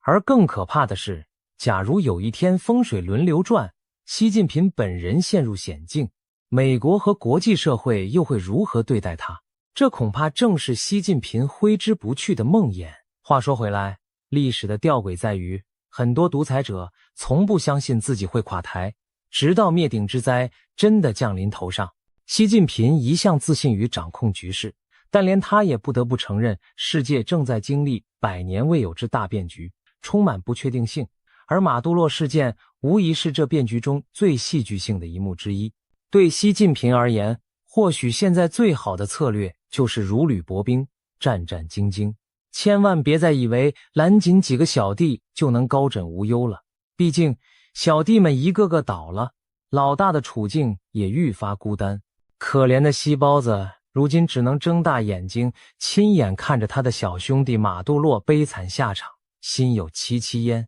至于习近平自己未来会怎样，是继续稳坐泰山，还是重蹈死亡之窝？名单上那些盟友的覆辙，历史的剧本总在不断翻新，也许只有拭目以待了。可是有了这一连串教训后，习近平夜深人静时，会不会偶尔冒出一丝寒意？毕竟今天的马杜洛也许不就是明天的某个缩影吗？今天我们来聊聊一场在中国大地上酝酿的财政风暴。如果北京真的救不动，中国哪些省份可能最先崩盘？当经济衰退来袭，地方债务与楼市泡沫的双重冲击下，一些看似风光的地区其实暗藏危机。我们将深入剖析10个面临极高风险的省市，范围之广，从富裕的江苏到负债累累的贵州，从人口大省河南到资源枯竭的黑龙江。为什么中央政府的援助可能在这些地方失效？债务规模、烂尾楼、人口老龄化和产业衰退如何交织，把这10个地区推向动荡的边缘？今天就让我们抽丝剥茧，一探究竟。首先登场的是江苏省。提到江苏，许多人印象中那是富庶之地，经济总量长期名列全国前茅，民营制造业发达，城市灯红酒绿。然而就在这样一个富裕省份，隐藏着惊人的债务冰山。过去10多年里，江苏各地是大兴土木，疯狂举债搞建设，似乎每个城市都想更进一步。2008年金融危机后，中央放宽地方融资政策，各地纷纷成立融资平台，江苏更是一马当先。此后，棚改货币化的浪潮推动3、4线城市扩张，新区、新城雨后春笋般涌现。在耀眼的 GDP 数字背后，地方政府透支未来，换取当下发展。到了2022年，江苏全省地方融资平台债务余额高达 8.6 万亿元，居全国第一。如果把政府显性债务和城投公司隐性债务都算上，江苏的广义负债率攀升到惊人的 471%， 仅次于天津和重庆。更触目惊心的是，全省13个地级市的负债率无一低于 300%， 其中泰州的负债相当于该市财政收入的7倍多，镇江超过8倍。也就是说，有些市政府未来几年哪怕不吃不喝，把所有收入都拿来还债也远远不够。江苏曾被戏称苏大强，经济实力强劲到想和广东争夺第一。然而如今背上沉重债务包袱，财政水分不得不挤出，未来恐怕难以再风光。更麻烦的是，这些债务很大部分是隐性的，不透明，不受预算约束，一旦融资平台资金链断裂，后果不堪设想。江苏的故事告诉我们，即便是富裕地区，如果长期依赖借债发展，一样会埋下财政危机的定时炸弹。与江苏的繁华形成鲜明对比的是西南山区的贵州省。贵州曾经是全国最贫穷的省份之一，经济底子薄弱。然而过去10余年，贵州摇身一变成为基建狂魔，高架桥在大山深处穿行，高速公路纵横崇山峻岭，各种天下第一桥、世界最长隧道层出不穷。从2010年前后起，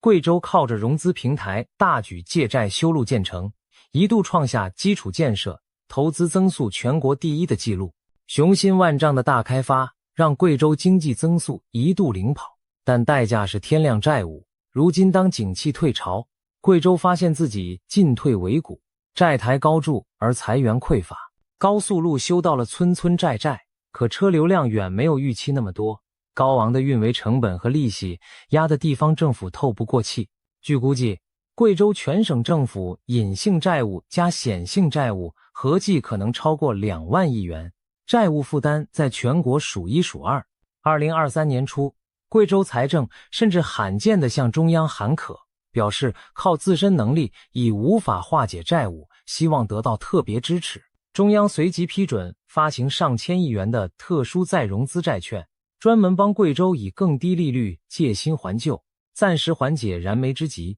这相当于给贵州延长了还债期限，但债务本金仍然沉甸甸地压在那里。更何况，贵州的财政收入有限，大项目却一箩筐。原有大数据产业园、各种开发区，近有城际高铁和市政工程，哪一样不要钱？贵阳一度建起宏伟的新区和会展城，结果入住率寥寥，变成空荡荡的鬼城。基建狂飙过后留下的烂尾楼、半拉子工程成了难以平复的伤痕。如今贵州可以说是负债累累，却又骑虎难下，一边要维持项目运转，避免烂尾扩大，一边还要设法开源偿债。在经济下行和房地产低迷的夹击下，贵州这种高度依赖投资拉动的欠发达地区，无疑是风险最高的地带之一。一旦再没有中央输血，贵州的财政紧箍咒只会越勒越紧。接下来把目光投向中原腹地的河南省。河南素有人口大省之称，常住人口接近1亿，幅员辽阔，下辖县市众多。在中国经济高速发展的年代，河南人勤劳能吃苦，为全国工厂、工地输送了无数劳动力。然而自身的工业化和城市化进程却相对滞后。财政上，河南长期依赖中央转移支付输血，自身造血能力有限。过去几年，随着经济压力加大，这个人口大省的财政困境日益凸显。最惊心动魄的一幕发生在2022年，河南多家村镇银行爆出挪用存款丑闻，大批储户发现存款提不出来，引发群体性维权事件。最终，官方虽然介入垫付部分损失，但此事暴露出基层金融已经出现了信任危机。也是在2022年，河南多地出现购房者集体停贷风波，一些房地产项目因开发商资金链断裂烂尾，绝望的买房人宣布不再偿还房贷。断供风潮从郑州等地蔓延开来，一度波及全国，让当局如坐针毡。郑州作为省会，在房地产繁荣时期大拆大建，高楼林立，如今却留下不少烂尾楼，成为楼市泡沫破裂的缩影。对河南这样工业不够强、财政收入有限又人口众多的省份而言，房地产曾是支柱产业和财政重要来源。一旦楼市不振，土地出让金锐减，财政压力立刻山雨欲来。数据显示，近年河南一般公共预算收入增长乏力，而刚性支出却居高不下。广袤农村地区的公共服务、基础设施需要投入，城市扩张需要钱，抗洪救灾要钱，哪里都缺钱。在经济景气时还能勉力维持，但遇上疫情和经济下滑，财政捉襟见肘就显露无遗。更深层的隐患在于人口结构，河南年轻人大量外出打工定居他乡，留在本地的老年人和儿童比例升高，养老和医疗负担沉重。可以说，河南正在面临一个未富先老的局面，还没等全面工业化迈入富裕，人口红利已经衰减。未来中央即便倾斜更多资源给河南，能否补上如此庞大的人口民生欠账也是未知数。一旦经济再遭冲击，河南的就业和财政压力可能瞬间转化为社会压力，这颗雷不容小觑。现在把镜头转向中国的最东北端，黑龙江省曾经是中国的共和国长子，以富饶的黑土地和丰富的资源著称。计划经济年代，黑龙江凭借大庆油田的滚滚石油和齐齐哈尔、哈尔滨等地的重工业，为国家经济立下过汗马功劳。然而时过境迁，老工业基地的荣光不再，取而代之的是资源枯竭、产业凋敝和人口外流。数据显示，在2010年至2020年短短10年间，黑龙江常住人口从3800多万锐减到约3100万，10年净流出将近650万人，降幅达到 16.87%。这意味着每6个黑龙江人当中，就有1个在过去10年里消失在这片土地上，或是搬走，或是去世，且没有新生人口补充。放眼望去，一些县城、乡村变得冷冷清清，年轻人寥寥无几。更严峻的是人口老龄化，黑龙江的总和生育率长期在全国垫底，劳动年龄人口占比急剧下降，领退休金的人越来越多。在经济不景气、年轻劳动力短缺的情况下，养老金支付压力如同大山，黑龙江的经济结构也陷入困境。以往支柱的大庆油田产量日益枯竭，曾经热闹的矿城如今满目萧条，传统工业企业竞争力不足，不少要么倒闭，要么艰难维持。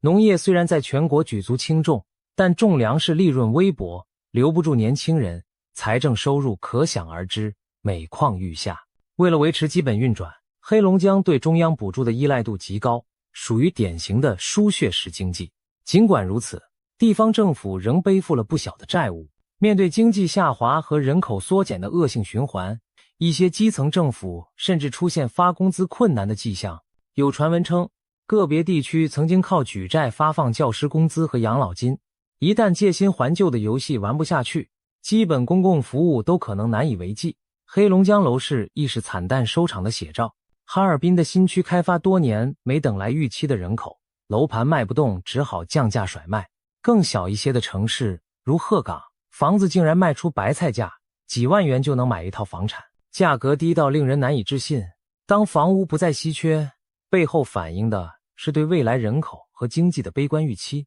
黑龙江正处在这样一种让人心疼的局面，年轻人走了，房子空了，财政窘了。如果未来中国经济风雨再起，黑龙江这种已经虚弱不堪的地区恐怕最先遭受冲击。东北3省的困境不止黑龙江一个，与之相邻的吉林省同样面临人口凋零与转型煎熬的挑战。吉林的人口总量本就不大，2020年第7次人口普查显示，全省仅剩2400多万人，比2010年减少了338万，人口降幅超过 12%， 情况仅次于黑龙江。作为内陆省份，吉林没有沿海区位优势，经济结构较为单一，长期以汽车制造和农产品为支柱。省会长春的中国一汽集团虽然是共和国长子企业，但这些年市场竞争激烈，传统汽车产业压力山大，利润贡献有限。除了长春略具工业实力外，吉林其他地区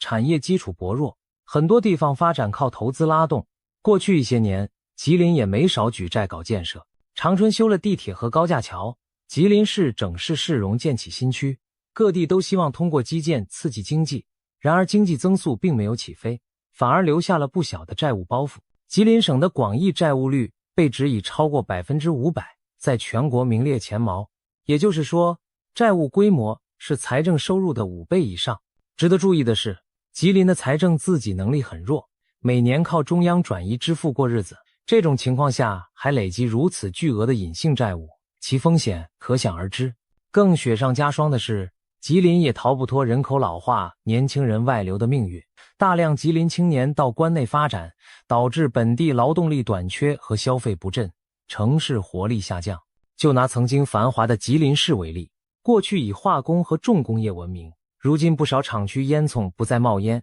年轻人走的走，留下的多是上了年纪的居民。一些棚改安置的小区建好了，却空置许多单元，因为愿意留下的人不多。吉林的困境是老工业区艰难转型的缩影，想发展高新技术产业，苦于留不住人才，想依靠投资拉动，无奈财力有限，债台高筑，一进一退之间，发展陷入瓶颈。如果说黑龙江像一部资源耗尽的没落史诗，那吉林就是一幅转型不利的挣扎画卷。一旦外部环境稍有风吹草动，吉林脆弱的经济和财政平衡恐将最先打破。从东北的冰天雪地来到云贵高原的云南省，风景变了，挑战却如影随形。云南以风光秀丽著称，旅游资源丰富，矿产和生物资源也不少。然而这些先天优势并没有阻止云南陷入财经困境。多年来，云南一直在探索工业化和城镇化道路，但受制于地理和区位劣势，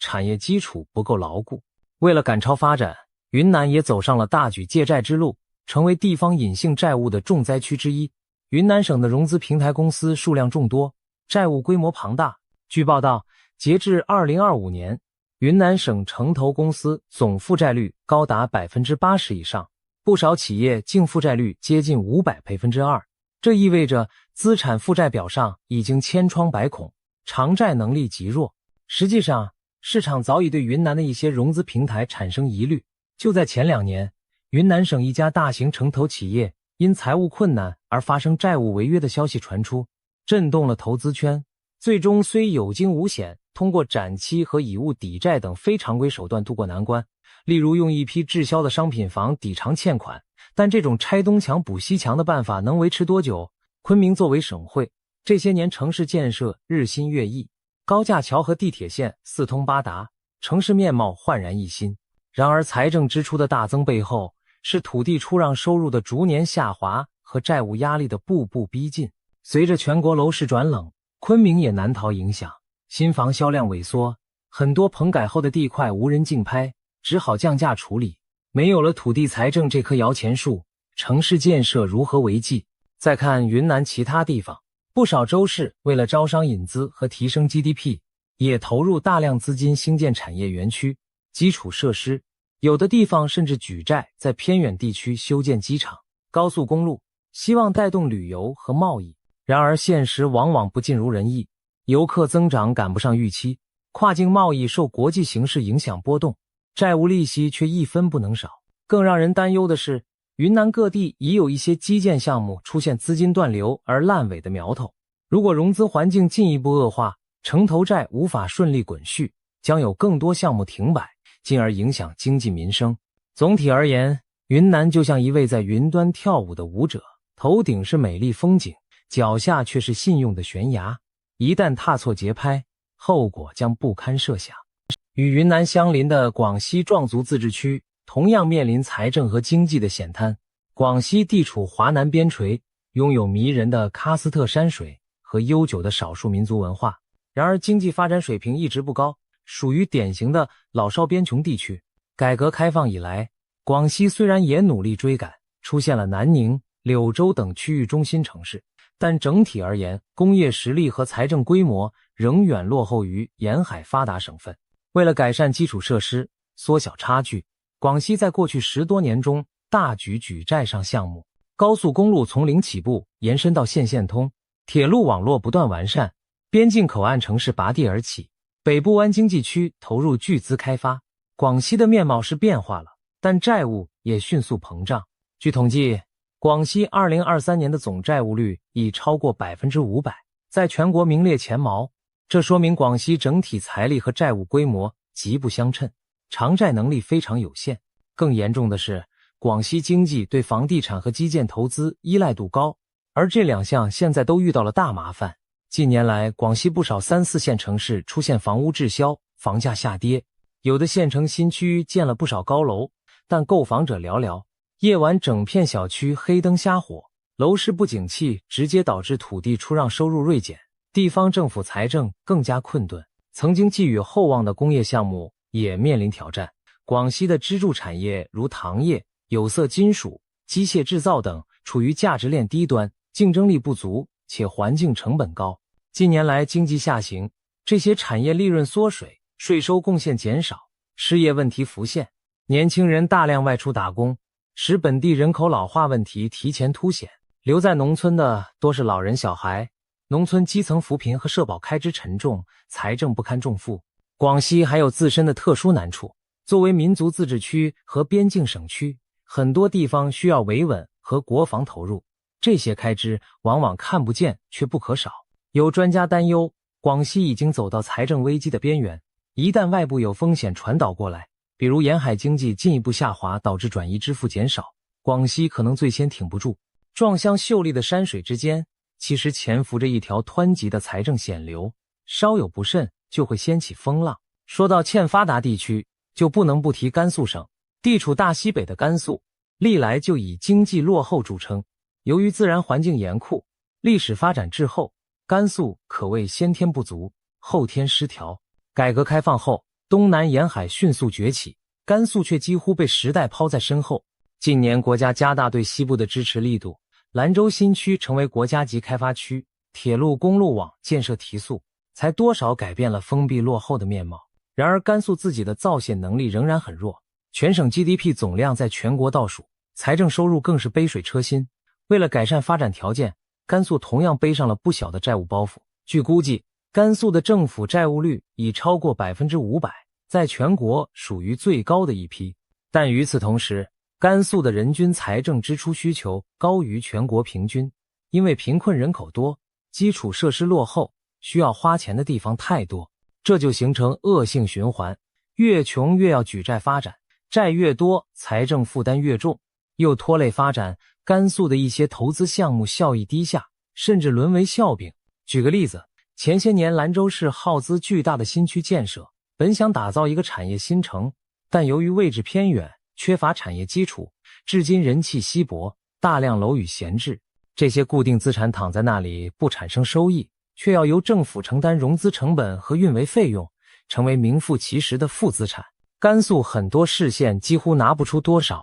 自有财力，日常开支主要靠上级补助，一旦碰到收支缺口，只能举债补缺。然而债务终究不是长久之计，如今中央对隐性债务管控趋严，甘肃新增举债受限，而存量债务利息却不减反增。一些欠发达地区甚至出现这样的怪状态，政府新项目不赶上，老债务利息却要年年还财，正几乎沦为还债办。此外，甘肃的人口也在流失，很多甘肃年轻人外出到发达地区工作定居，导致本省人口增长停滞乃至负增长。未来劳动力匮乏，老人比例提升，这又增加了社会保障的压力。甘肃正背着一个沉重的包袱在艰难前行，或许外人早已对他的贫穷见怪不怪，但在本轮经济下行周期里，甘肃的脆弱性尤其值得警惕，因为它几乎没有缓冲余地，一场风暴就可能让其财政彻底失控。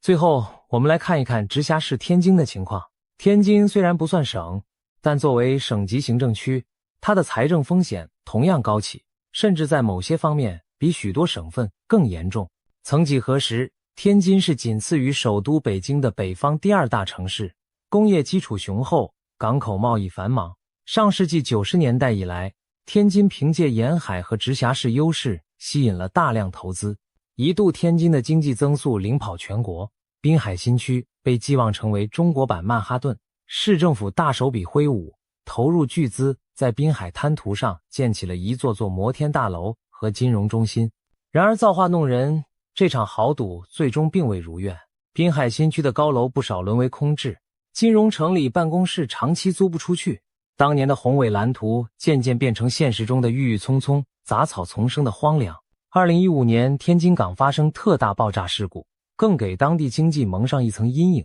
在这之后，天津的经济增速明显放缓，甚至被周边后起的省会城市超越。更严重的是，2017年前后，天津官方自曝经济数据注水，滨海新区此前虚报了几千亿的 GDP， 水分挤掉后，人们发现天津经济体量其实远不如想象中那么乐观。与此同时，天津债务问题开始浮出水面。由于多年来大搞建设，天津各区融资平台债务累积惊人。有研究显示，天津的广义债务率高居全国第一，达到将近 775%， 也就是说，债务规模约是财政收入的7倍多。这样的数字，任何人看了都要倒吸一口凉气。如果天津不是直辖市，早已被列入最高风险等级。近年来，中央不得不默默为天津兜底，批准天津发行大量再融资债券，用新债还旧债，暂时维系体面。但长期而言，天津要消化如此庞大的债务，并恢复造血功能，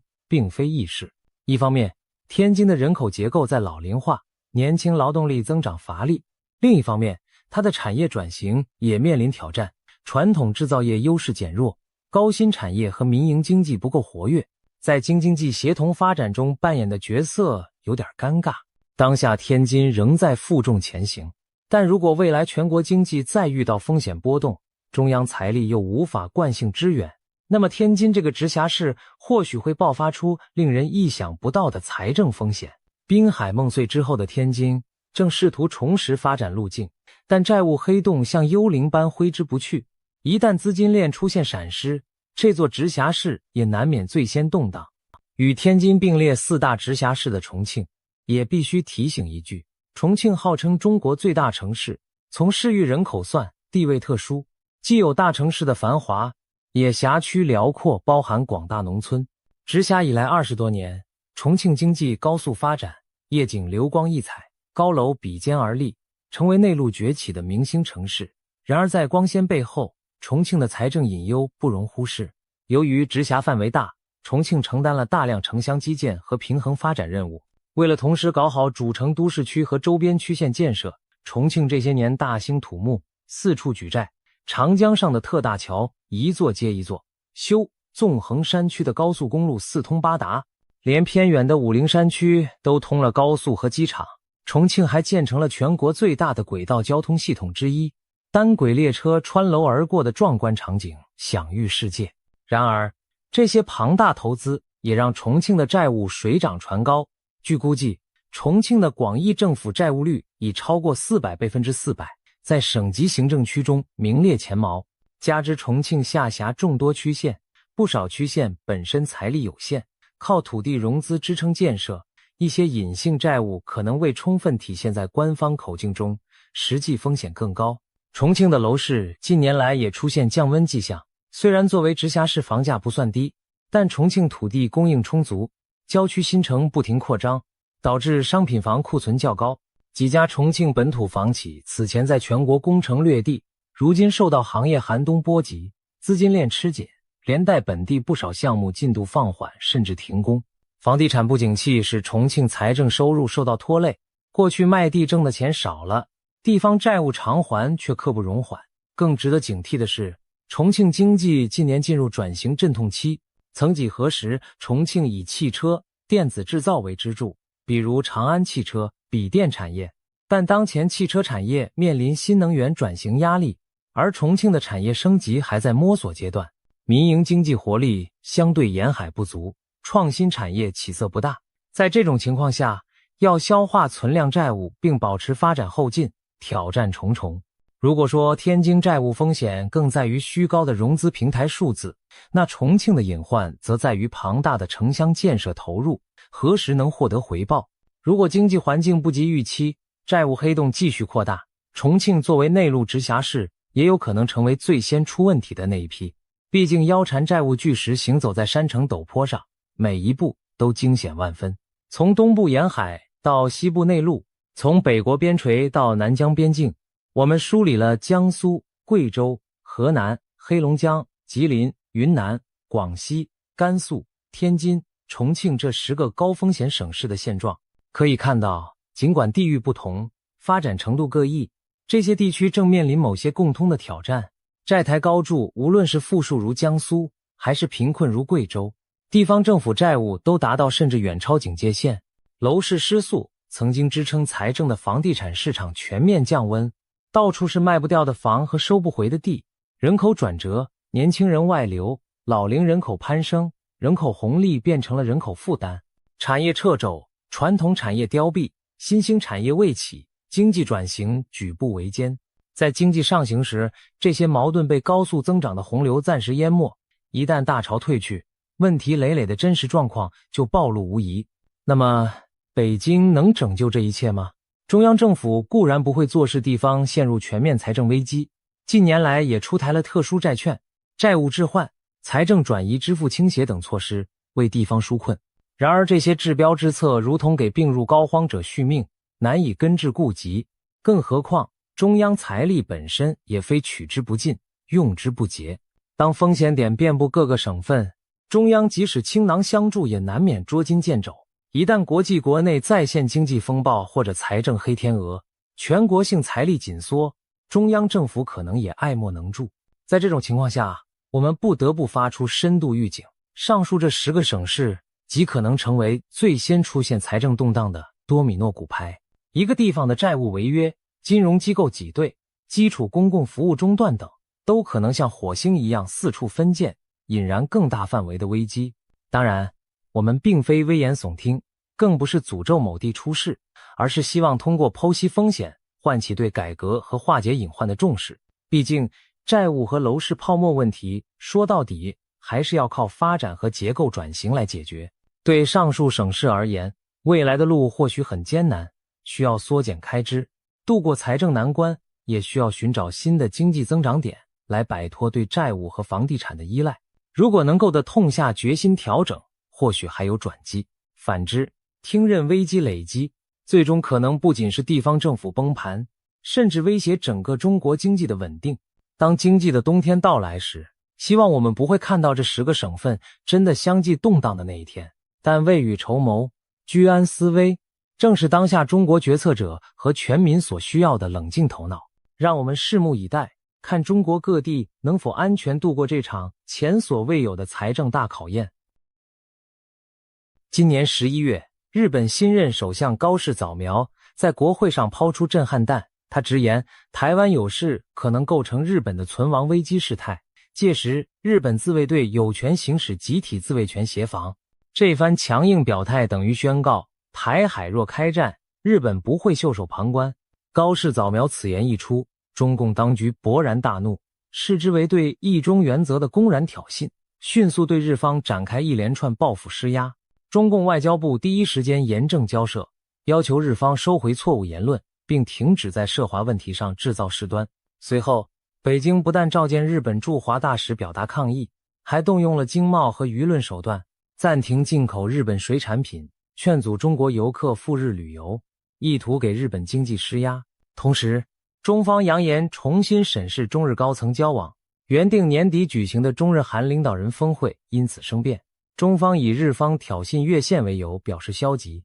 峰会协调一度陷入僵局。可以说，高市早苗的台湾有事论让中日关系骤然降至冰点。更令人震惊的是，中共外交战线全面升级为战狼模式。11月8日深夜，中国驻大阪总领事薛健在社交平台 X 推特上对高市早苗发出近乎恐怖威胁的言论。他转发一则日本新闻，愤怒咒骂那种擅自闯入的肮脏头颅就应该毫不犹豫斩掉，你们做好觉悟了吗？并附上火冒三丈的表情符号。一名外交官公然扬言要斩首他国现任首相，这种行径在外交史上闻所未闻。薛健的贴文迅速引发轩然大波，日本各界震惊不已，网友痛批，简直是公开的杀人预告。中国外交官难道疯了吗？日本政府也立刻透过外交渠道提出严正抗议，内阁官房长官痛斥该言论极其不妥，多位国会议员更主张将薛健列为不受欢迎人物 persona non grata， 并驱逐出境。面对外界挞伐，薛健匆忙删除了这条恶劣帖文，但他随后并未收敛，反而继续发文叫嚣，台湾问题与日本无关，应由中国人自行解决，台湾有事就是日本有事，正是部分愚蠢的日本政客自己选择的死亡之路。他甚至搬出二战战败国的老账，警告日本违反了战败国应履行的义务，扬言日本若介入台海，将遭遇如同战败般的民族性灭亡。如此露骨的恫吓，再次展现了中共战狼外交的疯狂程度。在日本舆论强烈反弹、中日关系骤冷的氛围下，中共外交系统并未降温，反而多线出击，集体火上浇油。11月中旬，中国外交部发言人毛宁亲自下场，开微博，改在国际社群平台 X 开启发言模式，以强硬态度向全球宣示中方立场。11月16日，毛宁罕见的连发双语贴文，直接点名日本。他援引了1972年中日邦交正常化时签署的中日联合声明内容，用中英日三语制作了图文海报，在网络上广为散布。毛宁在贴文中强调，1972年的中日联合声明白纸黑字写着，日本政府承认中华人民共和国政府是中国唯一合法政府，充分理解并尊重中国政府关于来台湾是中国领土不可分割一部分他的立场，无论谁执政，日本都必须信守承诺。毛宁此举摆明就是当众敲打日本，你们自己在建交文件里表过态，现在的新首相也休想翻篇。毛宁的贴文配上4张海报，把上述声明中的关键句用英文和日文列出，意在提醒日本内阁承认一个中国是你们签过字的，不准食言。然而他这番做法却被许多国际观察家解读为高级黑，看似义正辞严，实则把对中共不利的细节暴晒在阳光下。当年日本的措辞只是理解和尊重，中方对台主张并非日本官方承认台湾主权属于中共。换言之，毛宁苦心强调的文件并没有实质奠定中共对台湾的主权合法性，反倒提醒世人，日本从未在法律上承认台湾属于北京。紧接着，另一位中共外交部发言人林动也在 X 平台跟进发声，他搬出的是更早的二战文件《波茨坦公告》第8条，并用英文贴出开罗宣言之条件必将实施，而日本之主权将限于本州、北海道、九州4国及无人所决定其可以领有之小岛。简单来说，波茨坦公告要求日本归还二战中侵占的领土。中共外交官反复引用这类二战文件，无非是想强调，根据开罗宣言和波茨坦公告，战后台湾已归还中国，属于中方领土。可是毛宁和林动这波晒文件外交，非但没能挫败日本，反而露出了中共论述中的软肋。美国在台协会 AIT 早在2023年9月就明确表示，中方所引用的开罗宣言、波茨坦公告等二战文件，从未决定台湾的最终政治地位。这些宣言性质的文件并非正式条约，不具国际法拘束力，真正对战后领土有法律效力的是后来的旧金山合约。而旧金山合约中，日本放弃了对台湾的主权，但并未将台湾主权移交给任何国家。也就是说，战后台湾主权归属未定，至少没有落入中华人民共和国的口袋。毛宁等人抛出的历史文本被美方轻松拆招，等于变相证明了中共声称台湾自古属于中国的法理基础极其薄弱。中共外交部试图依靠剪贴历史的手法来为统一证明，没想到适得其反，国际社会记起了台湾地位未定论，也想起中华人民共和国政府从未在台湾行使过一天主权。毛宁自以为在替老板出气，实际上却是不小心高级黑了自己的政府。许多网友讥讽道，开罗和波茨坦都没有给你台湾，你倒是自己承认啦。北京本想打历史牌，不料反让更多人意识到中共对台主权的说辞有多么心虚。中共外交系统的集体冒进还不只体现在发言人身上。11月21日，中国驻日本大使馆也跳出来搞事情。该馆官方 X 账号突然以中日双语发布贴文，搬出联合国宪章中的所谓敌国条款，矛头直指日本。贴文阴阳怪气地提醒道，联合国宪章特设了敌国条款，规定如果德国、意大利、日本等法西斯战败国采取任何再次侵略的行动，中、美、英、法、苏等联合国创始成员国有权直接对其采取军事行动，无需安理会授权。更绝的是，中国使馆贴文最后不忘加一句，这可是白纸黑字写在联合国宪章里的哦，并附上联合国宪章第53条、第77条、第107条的原文截图。什么是敌国条款？原来在联合国宪章里确实有几处提及二战轴心国的特殊条款。第53条，允许联合国的区域安全机构在轴心国重新侵略时，未经安理会批准就采取行动。第77条谈到将战败国的部分领土置于托管之下。第107条更直白，说二战战胜国对敌国的任何惩治行动都不受宪章限制。这些条款是二战刚结束时的产物，目的是防止轴心国死灰复燃。然而时光流转70多年，德日意早已是联合国平等会员国，所谓敌国条款早被历史淘汰。1995年，联合国大会就以压倒性多数通过决议，承认这些条款已经过时。中华人民共和国也投了赞成票。2005年联合国首脑会议上，各会员国领袖更一致同意将敌国条款从宪章中删除。中国同样在共识之列。虽然由于修宪程序复杂，宪章正文里这几条旧文还没正式划掉，但国际法和学界普遍视之为已无实际效力的虚设条款。换句话说，今天再拿敌国条款说事，纯属无知或恶意。中国驻日大使馆这篇文章摆明是暗指日本若胆敢侵略，中国可不经联合国同意就对日开战。这番公然威胁对日动武的姿态，俨然将自己扮成二战战胜国，把日本定性为随时可以痛击的战败国余孽，其傲慢口气令人侧目。日方当然不可能吞下这口气，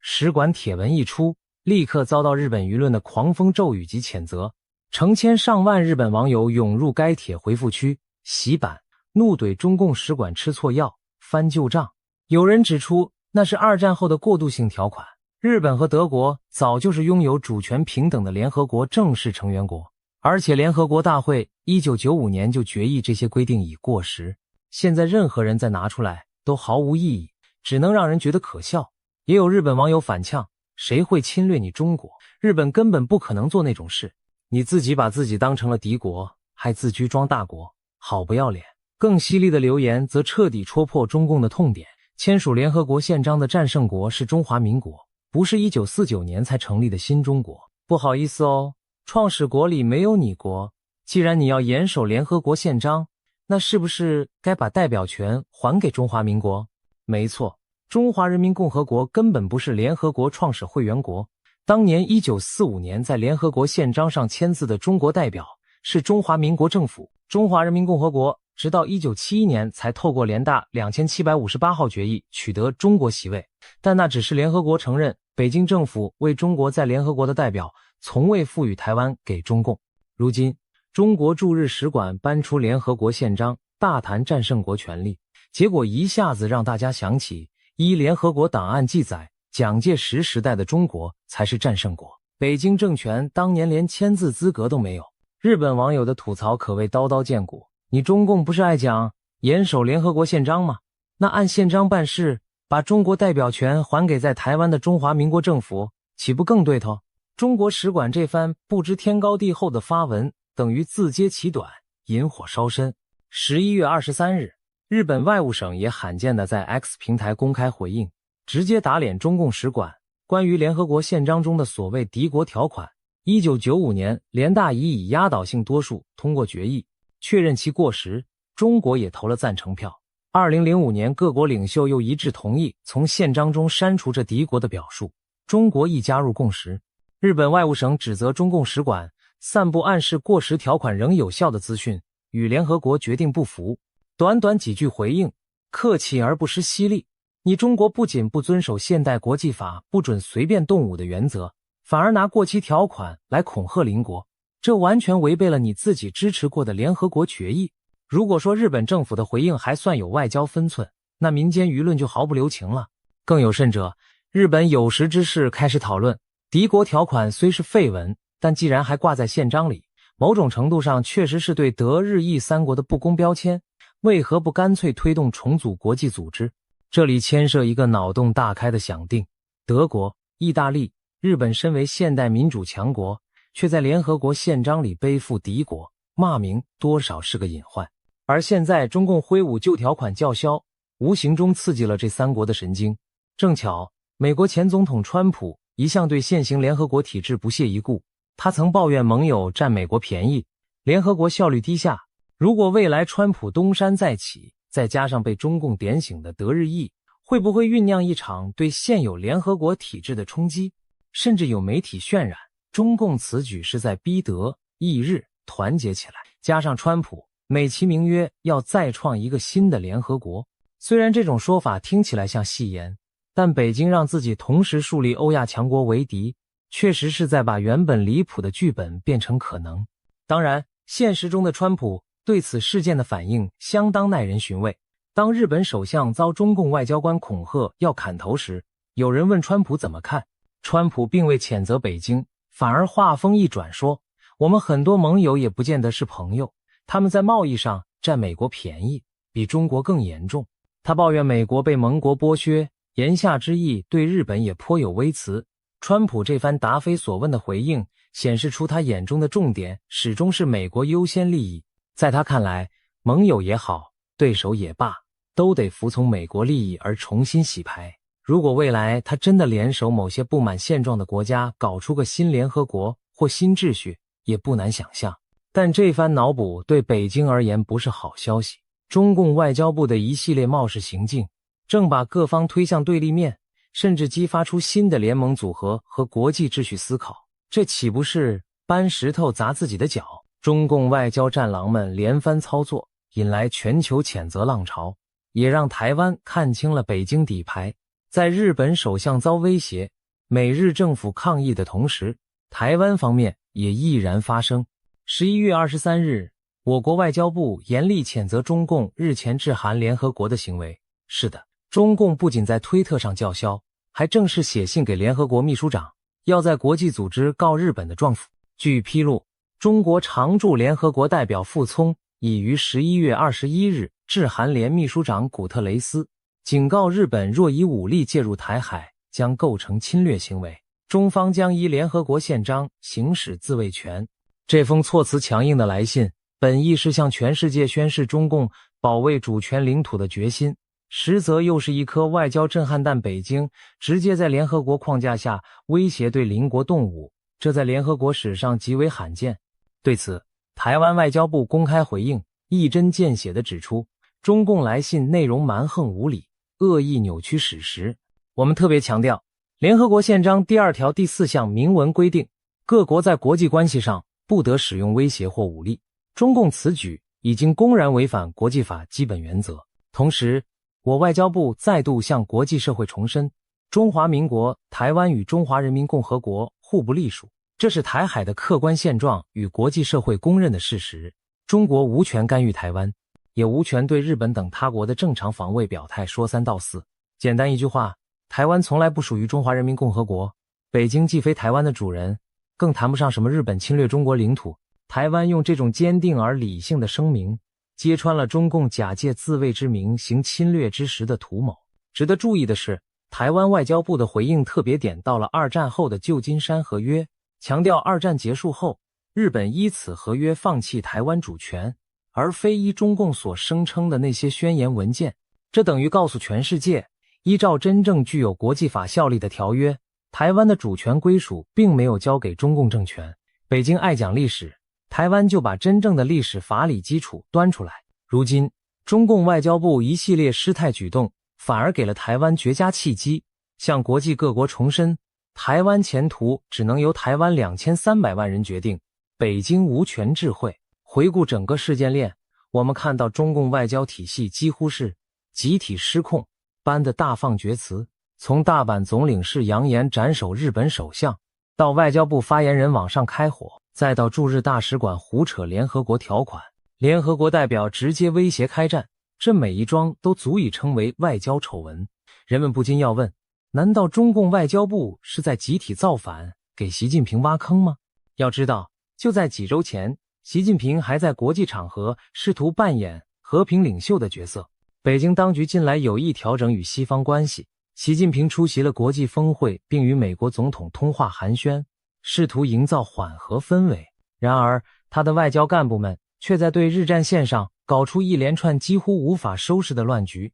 这岂不是自砸统战大局？有观察指出，这反映了中共高层内部路线的矛盾。一方面，习近平作为最高领导人，近年集权在握，也强调所谓斗争精神，导致外交系统涌现大批好战言论。所谓战狼外交，正是在习的默许甚至授意下兴起的。以前外交官哪敢满世界骂人，正是习近平时代，中共外交部才频频出现骂美国是疯狗，呛加拿大是美国走狗，在公开会议上对澳洲拍桌子等失礼行径。可以说，习近平过去鼓励的强硬姿态，养出了如今这群口不择言的战狼干将。战狼们曾是习的利刃，如今却变成双刃剑，甚至在某些领域脱离控制，自作主张，加码表忠，最终演成了搬石砸脚的闹剧。另一方面，习近平近期似乎意识到战狼外交造成了不良后果，国际形象败坏，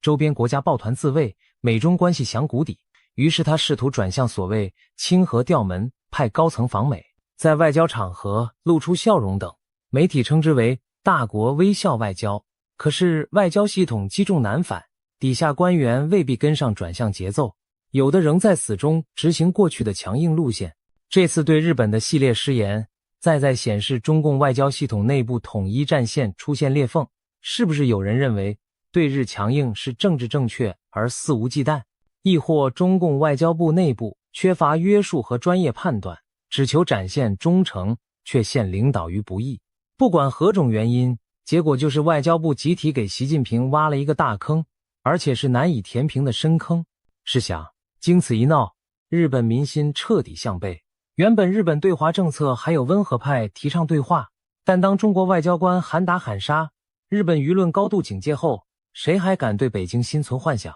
高市早苗本就是以对华强硬著称，如今更获得日本朝野支持，他坚定表示不会收回台海发言。日本政府立场没有改变，可以预见，日本未来将更积极强化对台合作，加强防卫投入，一系列反制中国的政策只会更快落地。此外，中共驻大阪总领事的疯狂言论也激怒了日本右派势力，要求驱逐他的呼声高涨。如果北京不撤换薛舰，日本甚至可能真的将其驱逐，这将是双边关系的一大摔跤事件。更麻烦的是，中共玩敌国条款的余行也惊动了欧洲。德国和意大利作为被点名的轴心国后代，对此绝不会视若无睹。尤其德国今年以来立场日趋强硬，外交部长贝尔伯克多次公开批评中国威胁台海，强调联合国宪章禁用武力的原则。现在北京翻出过时条款，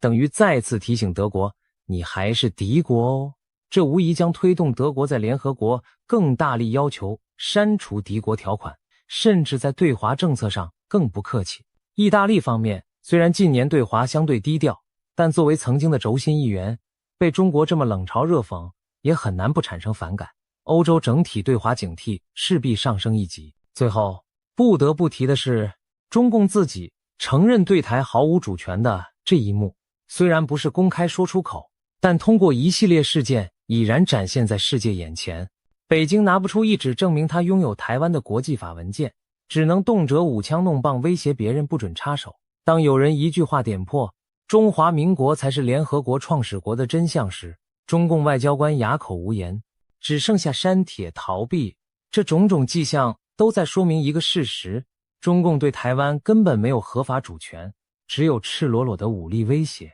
而当他试图在国际规则框架内为自己主张找理由时，反而暴露更多自身非法不义的弱点。中共外交部这场闹剧引发的连锁效应远超北京原本的计算。习近平本想巩固威权，对内塑造强人形象，对外扩张影响力，没料到自己的嘴炮外交队连环开火，弄巧成拙。这让人想起中国一句古话，利令智昏。为了报复日本声援台湾，为了逞一时口舌之快，中共不惜违背联合国宪章精神，口出狂言，而其代价是日本更坚定地与台湾、美国站在一起，德国、意大利也被惊动，整个国际反华统一战线因此更为凝聚。或许中共外交部并非真想造反挖坑，但他们确实端着炸药满世界乱跑，把习近平辛苦经营的大国形象一把火点着了。从毛宁、林动到薛舰、傅聪，这些外交官的表现传达出一个强烈讯息：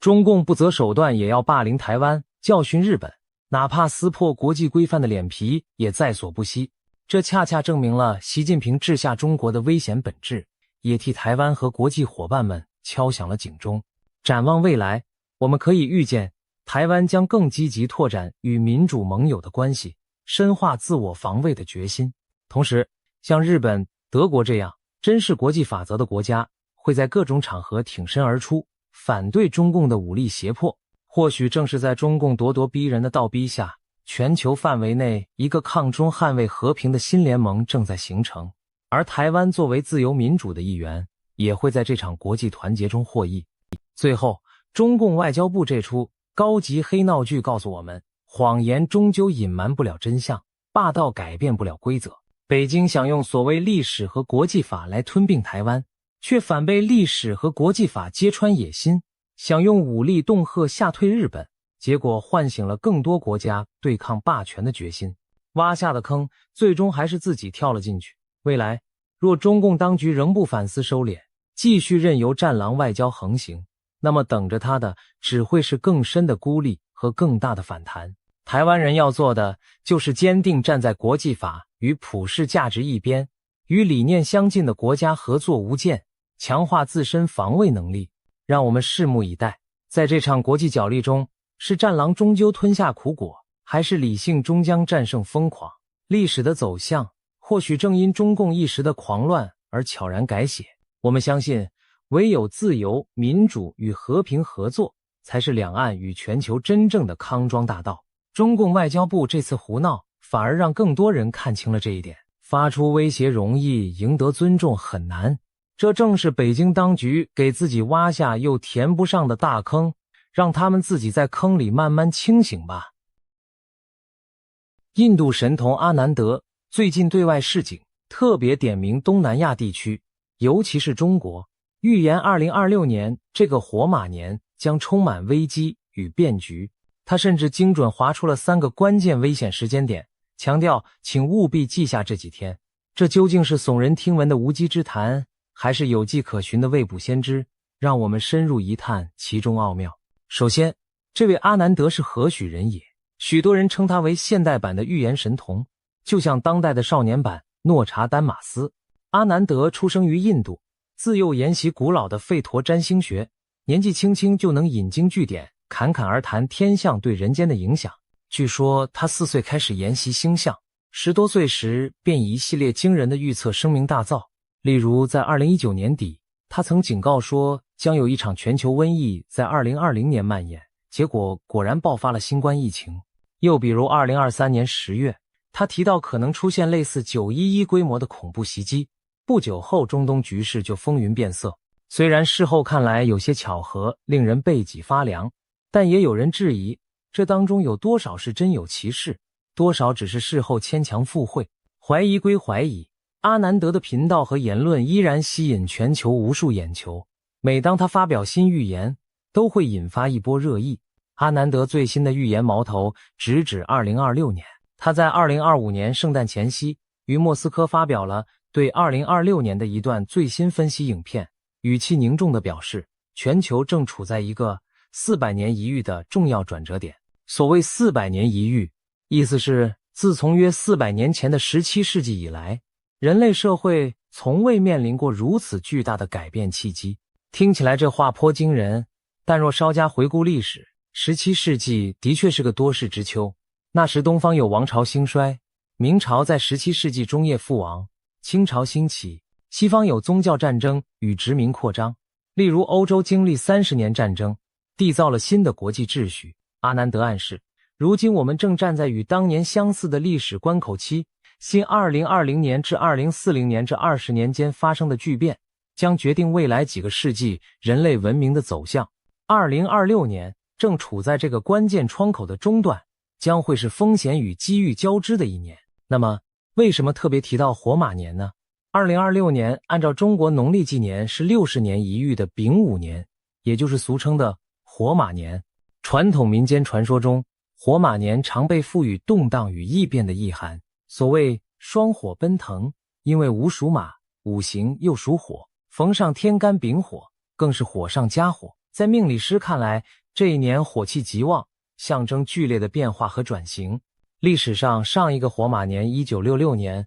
中国正掀起史无前例的文化大革命，整个社会被卷入10年动乱。同年，苏联成功发射探测器登月，太空竞赛白热化，科技领域也是巨变突飞猛进。再往前推，1906年的火马年，美国发生了举世震惊的旧金山大地震，瞬间夷平一座城市。而在东亚，日本明治维新后国力骤增，清帝国风雨飘摇，时局暗潮汹涌。这种巧合令许多人相信，火马年往往是乱象丛生，但也潜藏新生机遇的年份。正如香港有俗谚说，火马女命应克夫，连出生在火马年的女孩都被传言带有克性。虽然这只是迷信说法，但从中可见民间对火马年的忌惮。阿南德的预言无形中也呼应了这种传统观点。2026年的确可能是个危机四伏、天翻地覆，同时又孕育突破与希望的非常之年。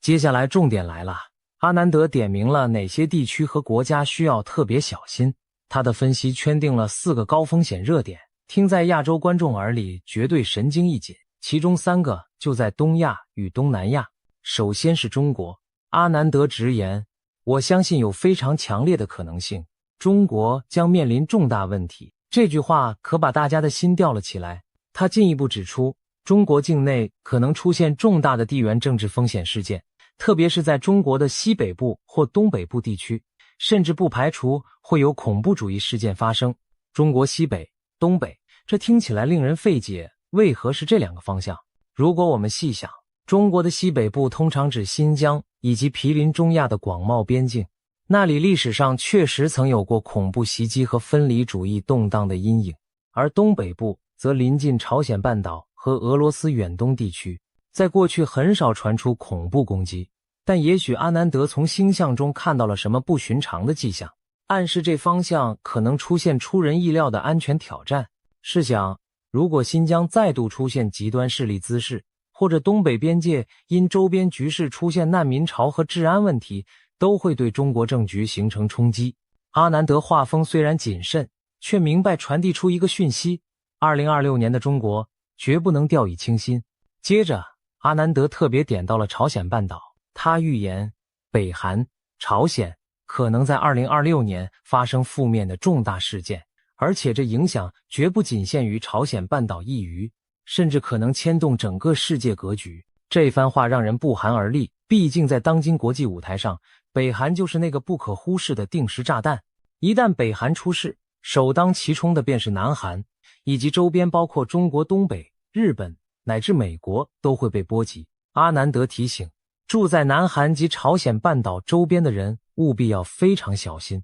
这让人联想到的场景不外乎2种，其一，北韩内部出现巨变，例如领导人健康出了问题或政权更迭，引发国内权力斗争甚至崩溃，数百万难民涌向边境，周边大国不得不军事介入，这将是一场人道与地缘政治的双重危机。其二，北韩在国际上采取极端行动，比如干脆孤注一掷地进行新一轮超大规模的核试验或导弹试射，甚至酿成武装冲突，迫使美韩日联手强硬回应，半岛在临战争边缘。无论哪种剧本，都称得上牵一发而动全身。难怪阿南德要把北韩的动向提升到影响整个自由世界的高度来警告。毕竟朝鲜半岛若真的燃起战火，将不仅是东北亚的灾难，更可能改写全球地缘版图。除了中国和朝鲜半岛，东南亚的菲律宾也在阿南德的高风险清单上。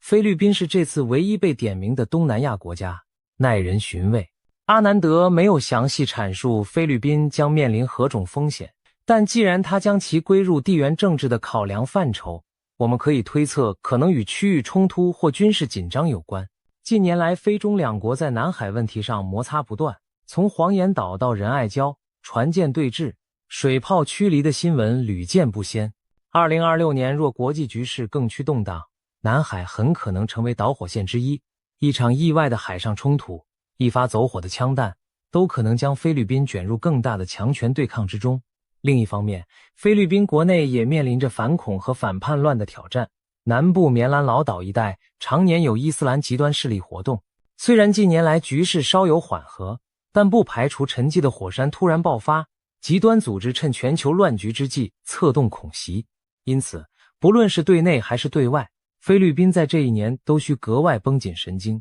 阿南德将它列为高风险地区，是提醒我们别忽视东南亚这片看似宁静的海域下潜伏的波涛。最后，部分媒体报道阿南德还提到了日本，有些消息来源则以南韩列入4高风险之一，可能是传讯口径不同。尽管讯息略有出入，但我们可以大致理解为整个东亚、东南亚区域多个国家都处于未来一年风雨飘摇的前沿。日本作为东亚另一个大国，地缘位置与局势同样敏感，北有朝鲜核岛威胁，西有中日岛屿争端和台海不稳定因素，南有与菲律宾等共同关注的海上航行安全。如果阿南德的高风险名单中包括日本，那也是在情理之中。毕竟，日本虽然自身相对安定，但身处风暴圈边缘，一旦区域爆发冲突，难以独善其身。此外，日本还有自然灾害隐忧，如富士山火山活动、南海海槽大地震的风险等。人们常说，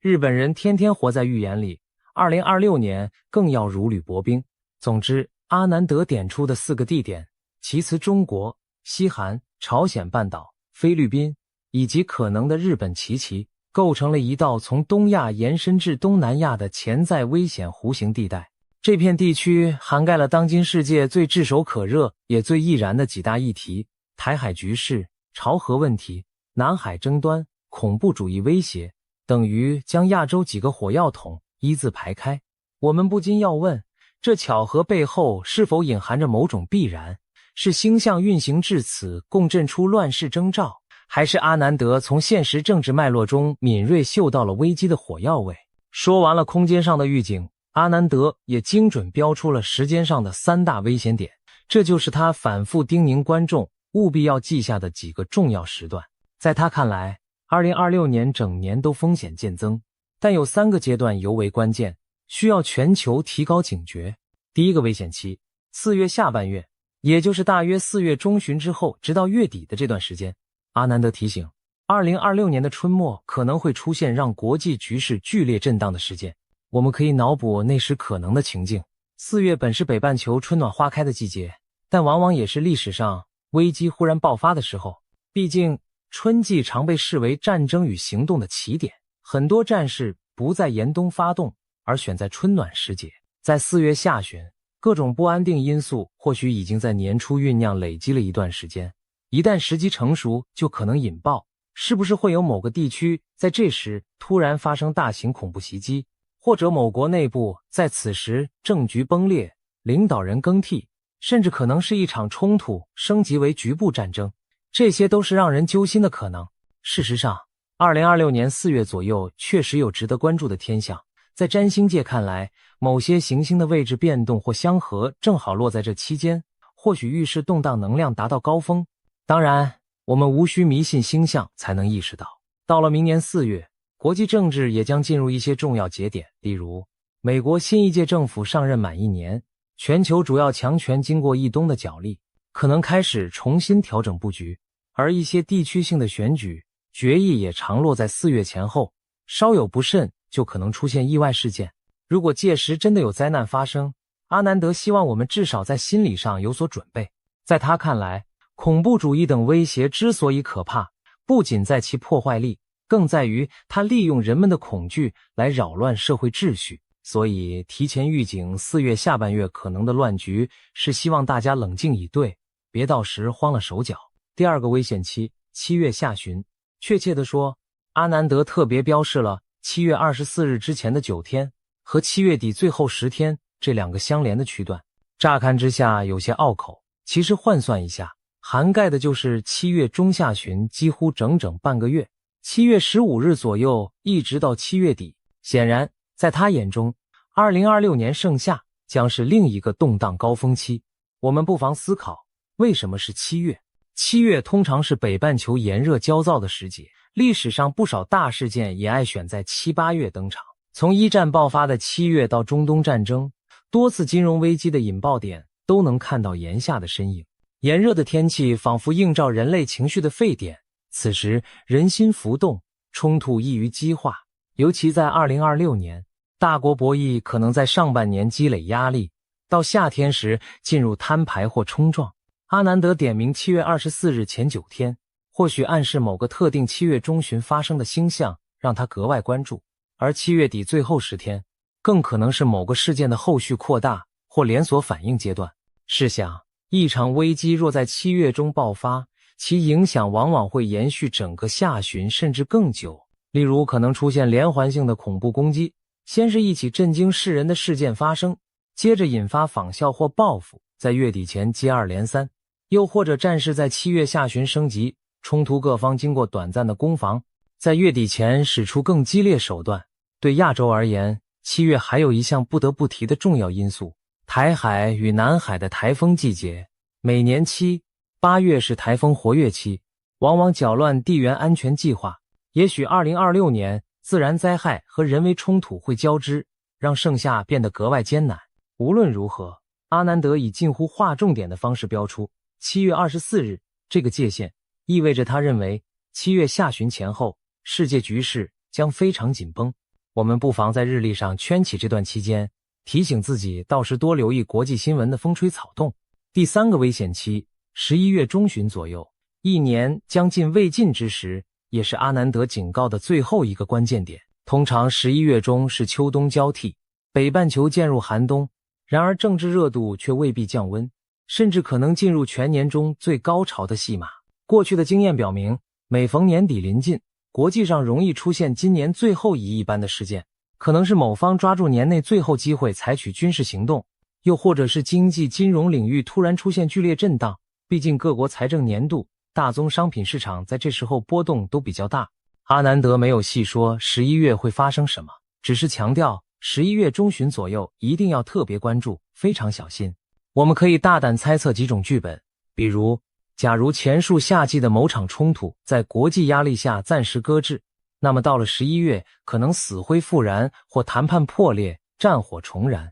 又或者11月是西方传统的感恩节前后，历史上恐怖分子偏爱选在节庆期间制造袭击以扩大影响，不排除在这个时段有重大袭击事件震惊世界。再从经济面看，若2026年经济景气不佳，11月可能出现金融市场的大幅波动，甚至崩盘式风暴。回想1929年经济大萧条，就是在10月底11月初酝酿发酵。当然，这些只是推测，未来并非注定如此。然而阿南德既然把岁末11月列为3大危机之一，足见他认为年底前后世界局势仍不平静，很可能在最后关头给人类出一道难题。对个体而言，年底通常是回顾一年收获，准备欢度节庆的时刻。但在2026年，我们或许不得不一边庆祝，一边提心吊胆，关注着远方的火光和风暴是否朝我们逼近。纵观这3大危险时间点，分别落在春末、夏中、秋末，几乎将整年划分成3段高风险周期。阿南德的说法仿佛在提醒我们，2026年没有真正意义上的太平季节，危机可能此起彼伏，一波未平一波又起。事实或许正是如此残酷，毕竟当今国际局势本就充满不确定性，各种矛盾和冲突像多米诺骨牌一样紧密相扣，哪怕只是在一处倒下，都可能引发连锁反应。今年一场瘟疫，一场战争已经打乱全球秩序，明年我们还会面临哪些挑战，谁也不敢打包票。正因如此，阿南德强调他的预言不是在散播恐慌，而是希望人们做好预防。他引用专家的观点说，恐怖攻击或战乱这类威胁往往利用恐惧来撼动人心。如果我们预先有了心理准备，保持冷静和理性判断，就不容易被恐慌牵着鼻子走，也就不会在大乱中做出错误决策。换言之，他希望公众培养心理韧性，以从容迎接可能的乱局。这番道理其实相当中肯。惊涛骇浪来临时，唯一比灾难本身更可怕的就是人类自己的失序和绝望。唯有镇定自若，我们才能将损害降至最低。当然，阿南德的预言并非只有末日警讯，他也谈到了2026年的另一面突破与希望。在发出警告的同时，他表示2026年有望成为医疗、科技等领域快速突破的一年。他特别提到医学科技和数学、科学研究、有可能在这一年取得令人瞩目的成果，称这将是相当精彩的一年，会发生一些非常有趣的事情。听到这里，或许我们的心情就不那么沉重了。原来乱世之中也孕育良机。回想历史，每当人类经历巨大危机，也往往伴随技术的飞跃和观念的革新。比如第二次世界大战的残酷，催生了火箭技术和计算机的发展；冷战对峙逼出了登月壮举和互联网的雏形。近年，全球的疫病和紧张局势反而加速了 mRNA 疫苗、人工智慧等领域的创新。那么在2026年这个火马年，我们或许也将见证新医疗突破拯救生命，新能源技术改变生活，甚至数学基础理论的重大进展为人类认知开启大门。正如俗话说，福祸相依。阿南德的观点让我们看到希望与挑战交织的一体两面。如果说火马年的乱象是一场涅槃考验，那创新的火花则是黑暗中的光亮。也许正是在巨变中，我们才能激发出平时没有的智慧和勇气。聊到这里，有人可能会问，阿南德的预言到底可信吗？毕竟预言这回事一向充满争议。我们必须坦率地说，阿南德的过往预测并非每次都命中红心。支持者称颂他成功预见了疫情和部分冲突，但也有几次著名的乌龙。例如，他曾预测2020年会爆发第3次世界大战，点名美国、伊朗、印度、巴基斯坦将卷入战火。但回顾那一年，虽然中东一度剑拔弩张，所幸世界大战并未降临。又如他预言2021年2月会发生经济崩盘等灾难，结果虽然当月全球股市波动剧烈，却没有真的崩溃，许多市场很快又创新高。这些例子提醒我们，预言仅供参考，不可尽信。连阿南德本人都在最新影片中澄清了一些谣传。他发现网络上流传着阿南德说中国将崩溃之类危言耸听的标题。对此，他特地在12月30日发布澄清影片，表示自己从没说过中国会崩溃，也没有看到任何星象显示中国崩溃的迹象，呼吁大家不要以讹传讹。这一方面是在维护他预言的公信力，另一方面也表明他自知言出影响力大，不愿无根据地诅咒一个国家的命运。冷静理性应对正是他强调的态度。或许最值得我们借鉴的是阿南德那种宏观长远的眼光，他并不只关注明天股市涨跌这类琐事，而是试图从星象和历史规律出发，把脉整个时代的走向。他提出2020年至2040年决定未来400年的观点引人深思。假如这20年真是新旧时代交替的关键，我们正身处的变局就不仅仅是突发乱流，而更像一次深刻的转型阵痛。想象一下，人类社会每隔几个世纪就会进行一次大洗牌，我们恰好活在这剧烈洗牌的档口，这既是挑战，也是幸运。我们将亲眼见证新的国际秩序、新的科技范式，甚至新的生活方式的诞生。然而新旧交替总伴随阵痛，就像破壳而出的幼鸟必经啄壳之苦。我们这一代人要做的，也许正是在乱世中寻找机遇，在黑暗中守望黎明。阿南德的预言提供了一种思路，凡事预则立，不预则废。即使不完全相信星象，我们也可以借此反思，为未来未雨绸缪。那么面对可能动荡的2026年，我们该怎么办？在节目最后，我想以阿南德给出的态度作结，保持警觉，但不恐慌，心存希望，但不大意。我们应当关注那些他提醒的危险日期和地区，多留意国际局势的变化。如果真的出现紧急情况，至少我们已有心理准备，不会措手不及。同时，也不要因为预言中的灾难而整日惶惶不可终日。就像火马年预示的那样，乱中有治，危中有机。我们应当在大变革的洪流中，既可能有惊涛骇浪，也可能有乘风破浪的良机。对个人而言，也许我们无法左右国际风云，但我们可以在自己的岗位上积极进取，抓住时代给予的机遇。毕竟阿南德也说了，2026年将是精彩的一年，有新的发明，新的突破在等着我们去参与。与其恐惧未来，不如努力成为创造未来的一份子。最后，无论你对预言抱持何种态度，我们都正在迎接一个充满变数的2026年。东南亚的朋友们要留意周边风云；中国的朋友们则更要稳住内部大局，让我们心中有数，手中有备，用冷静和智慧去面对前路的不确定。或许星空中早已写下人类的挑战书，但最终书写历史的笔仍握在人类自己手中。火马年的钟声即将敲响，我们能做的就是调整好心态，迎接这可能载入史册的一年。请记住阿南德点出的那些危险时段，但也别忘了为自己点亮希望的灯。乱云飞渡仍从容，让我们一同度过这个不平凡的2026年。祝大家平安。